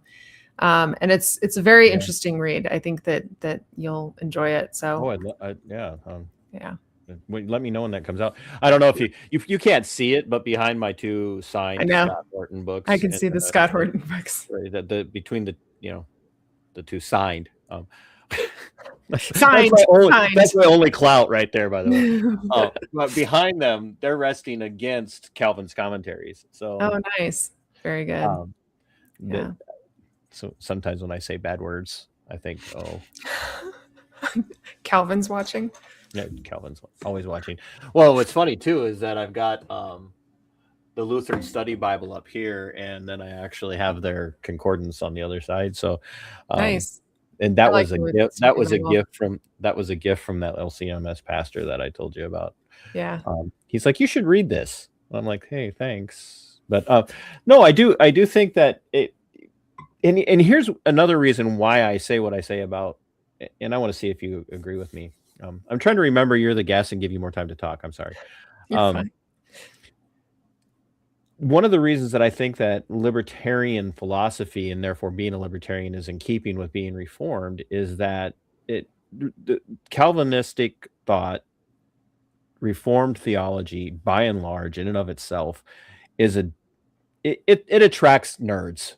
Let's just be honest. It attracts nerds. We think we're cool, and then we look at some of these really cool, like, Calvinistic pastors, because they're wearing skinny. Well, not anymore. I don't think skinny jeans are popular anymore, but they're up on stage, they're walking around, in a V-neck shirt and saying really Calvinistic things, and we're still nerds. We're more like R.C. Sproul. I cried literally in the middle of TJ Maxx the day he died. Somebody's like, RC just died, and I just stood in the middle of TJ Maxx and cried. And somebody's like, what do you like? You don't like? I've never cried for anybody in my life, but when RC died, I was like, yeah, we're not going to get any more new RC. And some people always, are you okay? And I'm like, yeah, somebody I care about just died. And they're like, that's terrible. I'm like, it's not what you think. But we're nerds, but we're thinkers. Mm-hmm. And so we do the thing that a lot of Christians don't allow themselves or other people around them to do. We read things by people we don't agree with, and we read philosophies of people who are not Christian. Mm-hmm. And so when you look, you look back at, like, Rutherford, when he wrote Lex Rex. Okay, maybe I'm not as stupid as I say I am, but I'm still not as smart as most. But when Rutherford wrote Lex Rex, that was a devastating critique of the king and against authoritarianism, and in keeping with Christian liberty. But he wasn't doing that on his own. He was doing that from an Aristotelian perspective. Mm-hmm. He was leaning on guys like Aristotle. Mm-hmm. Yeah, and to a nod to your profession, or not your profession, but your expertise, is Socrates and the Socratic way of studying and engaging and teaching. And so you have this very strong Aristotelian Socratic background to guys like Luther, Calvin. They laid heavily on Aristotle for how they approach things, and Even the Stoics to some degree on, because Reformed we're very well known for we're even more buttoned up tight than the Lutherans are, like you guys are boring. No one has any you see the guy that walks into a Presbyterian church for the first time and they're playing, like Be Thou My Vision, and this guy's heard Be Thou My Vision like 15 times in his non-denominational community church, and his hands up in the air, and everybody's like, yeah, what are you doing? we don't do that here. That's We don't not, do that. we're not that. No, we don't. Just sit down. It's Sit down. it's that meme from Black Panther. We don't do that here. Right. And so there's a strong history of what liberty is, what morality is, what is goodness, what is righteousness, what is what are ethics, in this vein of Reformed thought that eventually leads to, guys like Rutherford. And then along comes John Locke. Who's John Locke leaning on? Everybody goes, John Locke leaned heavily on Aristotle. Well, to a degree, but John Locke took Lex Rex and rewrote it. Yeah, John Locke was totally reformed. Yeah, he just took Lex Rex and rewrote Lex Rex. Well, and it's interesting. One of the things that that I found interesting, I don't know if you know this, but I started a micro high school in Albuquerque, and it's totally Socratic. No, folks, that's not a school for really short high school. Micro. But one of the things that we do is we have a lot of Socratic discussions, and right now we're having some Socratic discussions on the Middle Ages and their views of civil governance. And so the kids are learning from Augustine and Aquinas that their first, their writings about what civil governance is and grappling with, what's it for? Why is there laws? All of these really foundational questions, those were all asked in the context of the fall of Rome. And, why did Rome fall? And if it fell, was it actually genuine civil governance? Like, how do we measure these things? And so it seems like to me that the Reformation was not only a reforming of Christian doctrine and getting back to historic orthodoxy, but it was continuing this ongoing conversation about the legitimate role of civil governance. Right. And, do they have the power to do that? And so what you have is this sort of evolution of thought that, it's not just in the abstract. Like these people put things into motion on the basis that, hey, maybe this is going to be a way that we can adjudicate disputes and that sort of thing that prevents the fall of the government that they experienced it with the fall of Rome.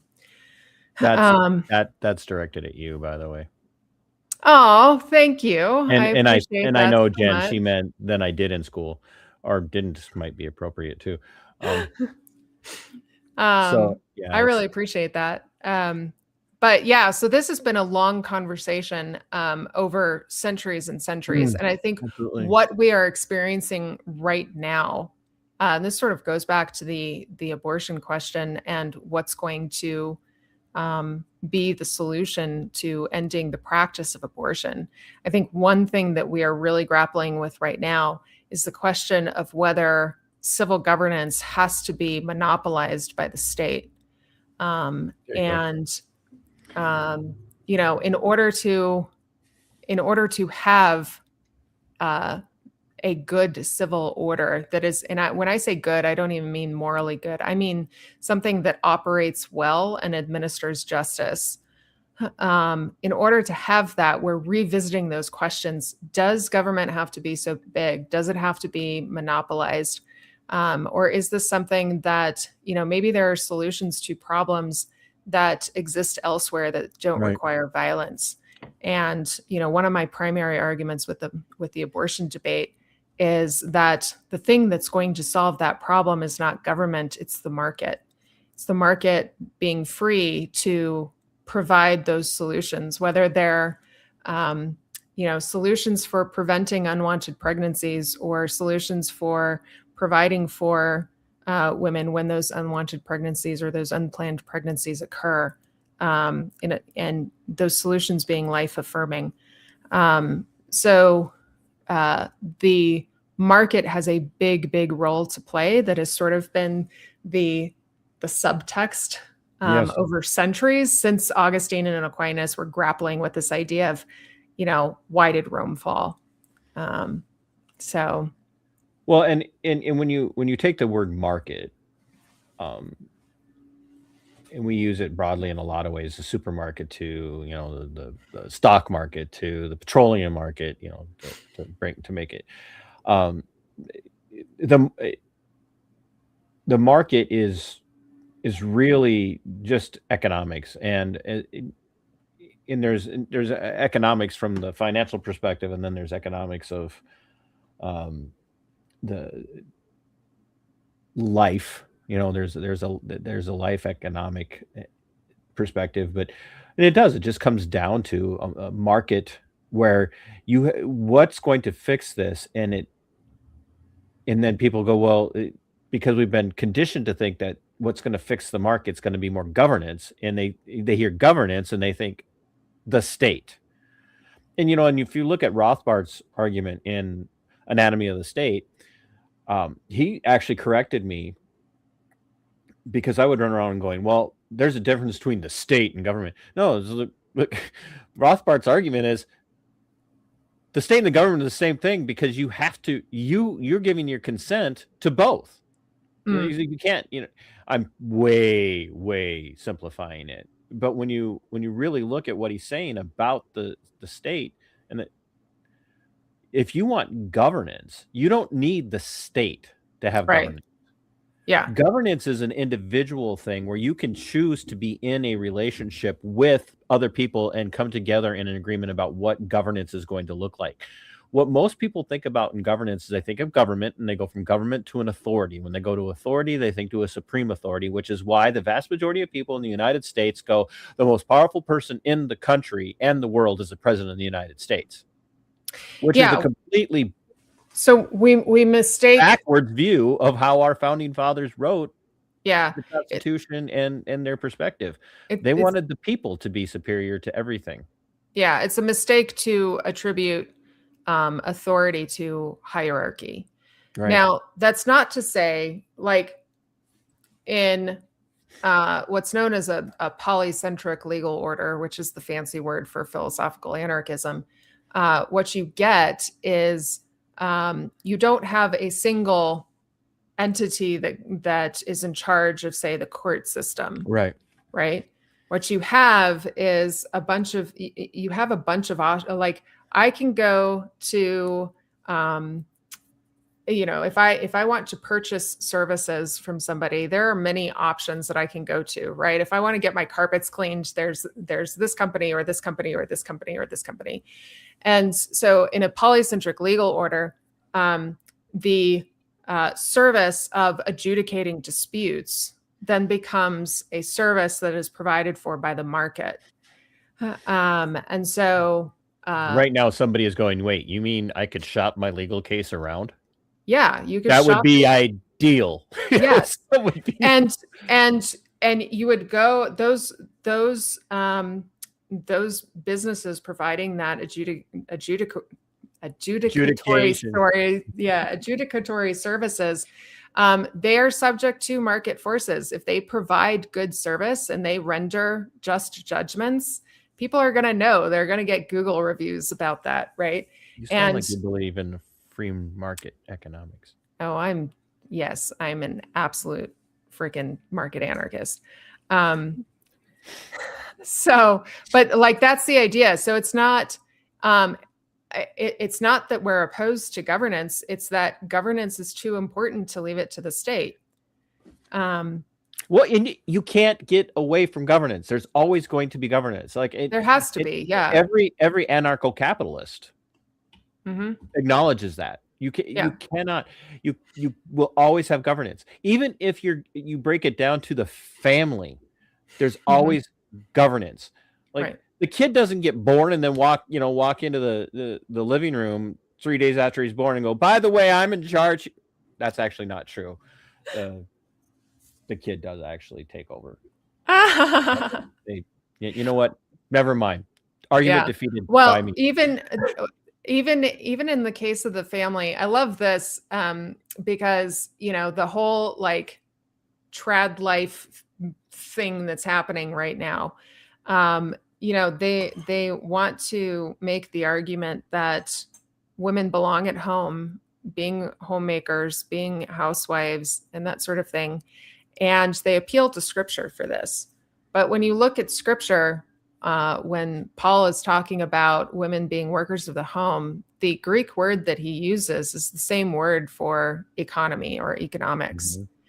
And I think that if you understand what economics is as economizing, as making decisions and building relationships with people and trading for mutual benefit, then the role of the mother, the role of the wife isn't just about, cleaning a house and making dinner and making sure that the home decor is nice. It's literally making these economic decisions and being a part of sending price signals and even regulating industry. Like women already do this to some degree.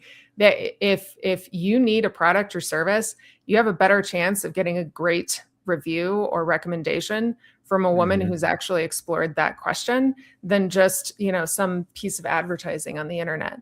Well, it's funny what you're describing here. It sounds a little bit like something that I know you already know where I'm going, so I was going to show it on my screen, but it's not cooperating with me right now. So there's this passage of scripture that says, an excellent wife, who can find her? For her worth is far above jewels. The heart of her husband trusts in her, and he will have no lack of gain. She does him good and not evil all the days of her life, and she looks for wool and linen. Sounds like she's out in the market. And works with her hands in delight. She is like merchant ships. She brings her food from afar. And she rises while it is still night and gives food to her household and portions to her attendants. She considers a field and buys it. And, for her earnings, she plants a vineyard and she surrounds her waist with strength and makes her arms strong. She senses that her profit is good. Her lamp does not go out at night. She stretches out her hands.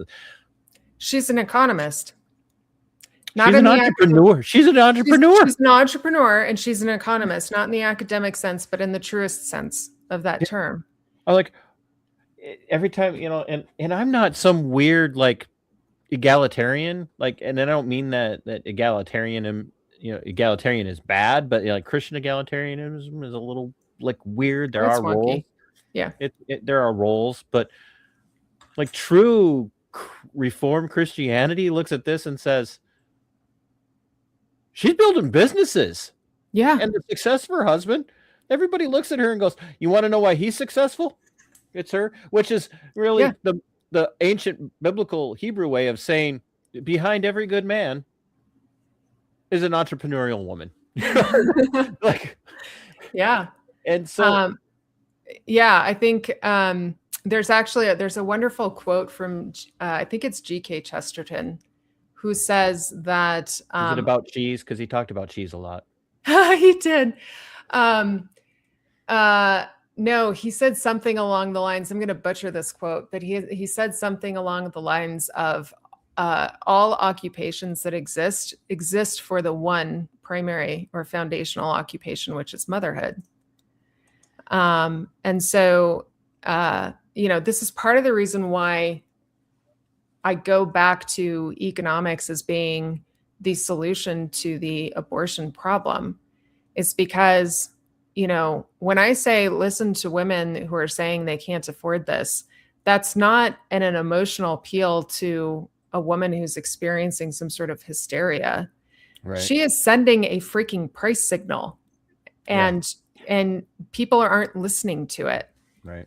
And that's important. She has,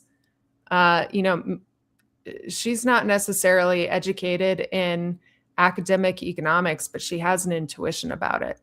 And she has an intuition about it because what she does best, what she was designed for, was to rear the next generation. Mm-hmm. And that's a very, very powerful position to be in. That is and more powerful than the president of the United States. Dad was only meant to go out and fight war.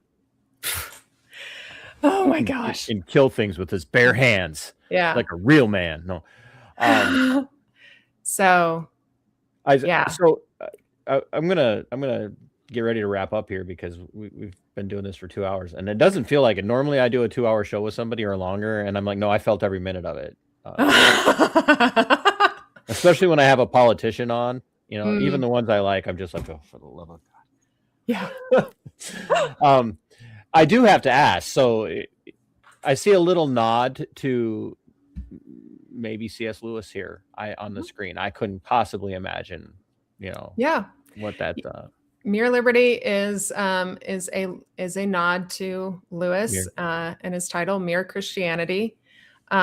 Mere, in this sense, I actually learned has lost the meaning that Lewis meant for it. So mere Christianity is Christianity at its most fundamental core. Mm-hmm. And so mere liberty is liberty at its most fundamental core. So it's kind of like the word nice. When you look at the etymology of the word nice, we're like, oh, you're so nice. Oh, you're so kind. When you tell people that they're nice, you're telling them that you think they're worthless and useless. Oh my gosh, I've never looked up the etymology of the word. When you look up the etymology of the word nice, it really comes from it really rose to fame, or not fame, but heavy usage in places like France and whatnot, where the aristocratic class would walk around in their buffooned hair, and they'd be all done up in their makeup, males and females, and they'd have their high heel shoes on, and they sure, they were worthless. They offered nothing to society, but they looked nice. They looked nice. Yeah. Wow. They had absolutely no. So when somebody goes, "You're nice," I'm like, wow. What? Well, so tell everybody a little bit about where they can find you and why you promise you will never subject yourself to this again. No, this has been fun. So yeah, you can find all of my writing. All the random podcasters who want to have you on their show. You can find all of my work at mereliberty.com. I've got a podcast called Dare to Think, which I will be relaunching in the very near future with a mini series that I've been working on, actually arguing against and taking down 4 views. I said 4. 4 views on womanhood and manhood, and that is patriarchalism, complementarianism, egalitarianism, and feminism. I argue that it's actually creates a false paradigm and is antithetical to the historic faith, but also completely illogical. So I throw that in there. If you're going to aim big. Yes. Yeah. So yeah, part of that was born out of the fact that, patriarchalists think I'm feminist and feminists think I'm patriarchalist, and I'm neither.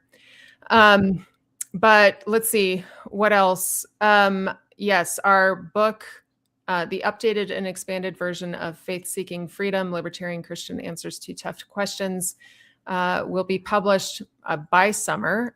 You should be able to get that on Amazon. And then the other podcast that I'm on is Reformed Libertarians podcast. You can find us at reformedlibertarians.com. I mentioned the book that we're putting together for that. And who do you host that with?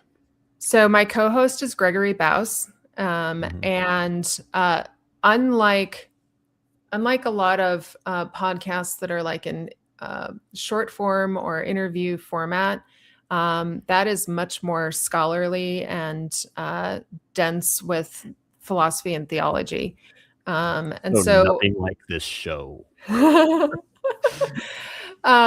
what I like about it is if you are actually wondering, okay, how do these things actually square with these doctrines or Bible passages that I've heard, like we address 1 Samuel 8, for example, and that sort of thing, or Romans 13, like you will get a good treatment from a theological and philosophical perspective on that podcast. So it's good stuff. We don't have a regular cadence to that podcast, and mostly because there's a lot of behind the scenes work that goes into creating each episode. Well, But you're it's doing research.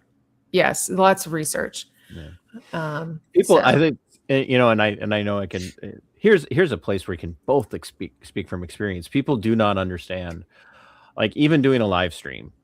People are like, "Oh, you just get up there and you talk," and I'm like, "You have no offense to anybody who's watches the show. I think everybody who is a regular viewer, channel members, channel subscribers, anybody who stops by and decides they want to keep sticking around."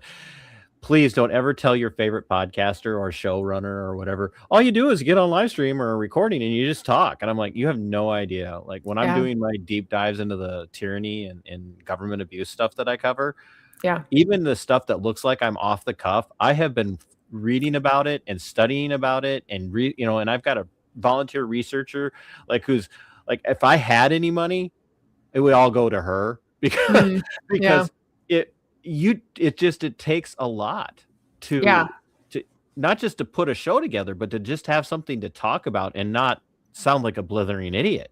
Yeah. It's for both our Reformed Libertarians podcast and Dare to Think, we made a conscious creative decision to publish quality over quantity. And so, the result is that there isn't a consistent podcast schedule that people like, but the content is way, way better than. It's like watching the people who started watching and listening to Daryl Cooper from Martyr Maid after October 7th of a few years ago, who now they had the time to listen through all of Fear and Loathing in the New Jerusalem, and they could do it all in a week because they were listening to it while they were driving to and from work and stuff. And now he's working on his new series about World War II, and you could tell all the people who have no idea what goes into making a show because they're all like, "Where's the next episode?" Yeah, right. I need it right now. Yeah. Well, and that actually reminds me, the other thing that I offer through Mere Liberty is an online course in critical thinking. So this is actually how free for. So I get it for free. This is actually how the high school that I founded here in Albuquerque got started, was through my course online. It's called the Liberty Seminar. And it is teaching critical thinking skills using the Socratic method. And most critical thinking courses will teach you like debate or how to argue. And I actually teach it the way Socrates taught it, which was as a form of discovery. And so it's very much more reflecting on your own skills, your own thinking, your own ability to dig in and find answers to things. And so, that's also available on my website. And what Socrates would say to that is, so Kerry, why do you think that's important? Yes, exactly. Yeah. So I had somebody asked me one time, is like, why do you always ask people questions? I'm like the question you just asked me? Like, yeah. And she goes, you just did it again. I'm like, that's the point. That's the fun part. Yeah. And the great thing about the Socratic method is, and I'm going to probably bastardize it here and ruin it for you, but the great thing is even if you are doing it even in laying a trap to expose somebody's faulty thinking, you're still teaching them something. Hopefully, yeah. You know, you can't like make them learn it, but you're still teaching them something. Yeah. And it's very difficult for people. Kerry, I cannot thank you enough for your time. I know you have other things that you do, and so make 2 hours and 10 plus minutes available on a Saturday is much appreciated. And I know that we've had I had a lot more viewers for an episode of this on a Saturday than I thought I would have. So Nice. Very good. not because of you, but it's Saturday. But and we started at a weird time. For me, normally that's 11:30 is a great time for doing streams on a Saturday because people are just getting out of bed most of the time. But this is recovering from the night of drinking the night before. But I, even like Jen is saying she's gonna be checking out the website, which is Sweet. it's very good. And I really appreciate your time, and thanks for doing this, and thanks for fighting the fight out there. It's always encouraging to have other Reformed Christians in the fight. You and Jacob and others are, it's when I need grounding and I need recharging, it's folks like you that I go to.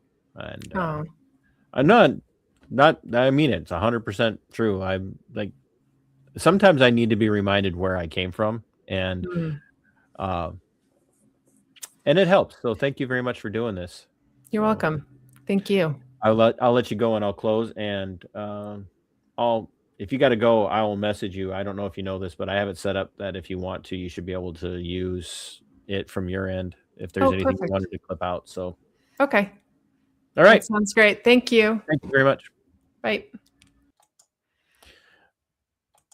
Now I can say all the misogynistic, patriarchal things I wanted to. No, I'm kidding.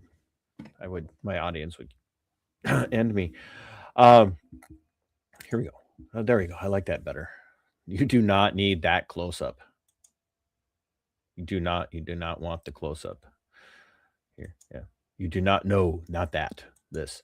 Anyway, folks, you guys, it's been a while since I've done one of these from this perspective, especially from a Reformed theological perspective, and talking about some stuff about libertarianism and why it's important to be able to understand how it can mold and shape into Christianity, and how you can still hold views that are consistent with Christianity and consistent with what a lot of people mistakenly think of as being Republican conservatism, and be a Christian and still be a libertarian. So make sure you go check out the Libertarian Christian Institute. Check out Kerry's work. The links are in the description, and it's been in the chat as well. I'm gonna put the chat back up there real quick. So I cannot thank you guys enough for tuning in. I hope you'll share this out. Hig Homestead, May 1st, no kings. I guess it depends. It depends on what you mean by no kings. It would have been a great conversation for you to be here for this entire thing, because most of the people that go to the no kings events actually do want kings. They're all for and favor of their guy being the king and making decisions for everyone else. Most of the no kings people want to tell everyone else that they have to stay home when the government says to stay home, and wear masks when the government says to wear masks. And they want you to their guy to take all of your money and spend it on other people. And a lot of the no kings people also are all in favor of like giving money to Ukraine to fight wars. So, and the Republicans all want kings as well. So the only truly consistent no kings position is libertarian thought and philosophy. And so I'd encourage you, Hig Homestead, to go back, if you are a no kings adherent, go back and watch this from the beginning of my conversation with Kerry, and be swayed, if you would. Because the truly no kings perspective, like I said, is libertarian thought. So Thank you very much for tuning in, everybody. Like I said, I've been very happy with the amount of people that stopped in and watched for even a few minutes. Got a lot more views than I was expecting for today. Tomorrow, I'm going to be starting a new series on a story that I have been working on for about a year. And it's a very, very, very important one. I'm going to be doing a short introductory stream tomorrow talking about a case of a young man named Jamie who disappeared on July 4th of 2020. And it is a devastating story. It is a tragic story. It is an infuriating story. And it is definitely wrapped up in some government malfeasance and police corruption. And I sure hope you guys will tune in for that. So I don't know for sure what time I'm going to be launching that stream. I have some things I need to do to finish getting that ready and make sure that the very first episode of that Justice for Jamie series is out of the gate on fire for you all. So please be watching for that. And like I said, please tune in and share. And if you're watching this on playback, thank you for being here. Oh, hey, Mercedes. Blake is doing as good as can be expected. I'm going to be releasing his official music video for the song that I put together for him. The lyrics I wrote, and then I had AI write the music. I'm not going to lie. I'm not a musician. I'm just a writer. And if you guys like my writing, if you're interested in my writing, please check out my Substack. It's pretty easy to find. I'll put a link to it in a comment, or not in a comment, but in a note. But please do check out my Substack if you haven't before. And once again, for the channel members, thank you so much for everything you do. And Natalie, if you're watching this, she's my volunteer researcher. Thank you so much for all the research work that you do for me, Natalie. So I hope you guys have a great rest of the day. I'm going to go carry mulch and stuff around for a while, and then I'm going to work out. Didn't feel so good this morning when I woke up and decided to do some work instead and then do the stream. But I got to get my workout in. I'm targeting 155 for my weight by the end of the summer. And I'm about 15 pounds away from that as we speak. So my friends, until next time, fight for your freedom. It is yours. Fight for your liberty. It belongs to you. And as always, Sic Semper Tyrannis. We are going for liftoff in T-minus 30. Stand by for further instructions, Minnesota Black Robe Regiment. Secondary guidance systems engaged. Minnesota Black Robe Regiment, it will be on my mark.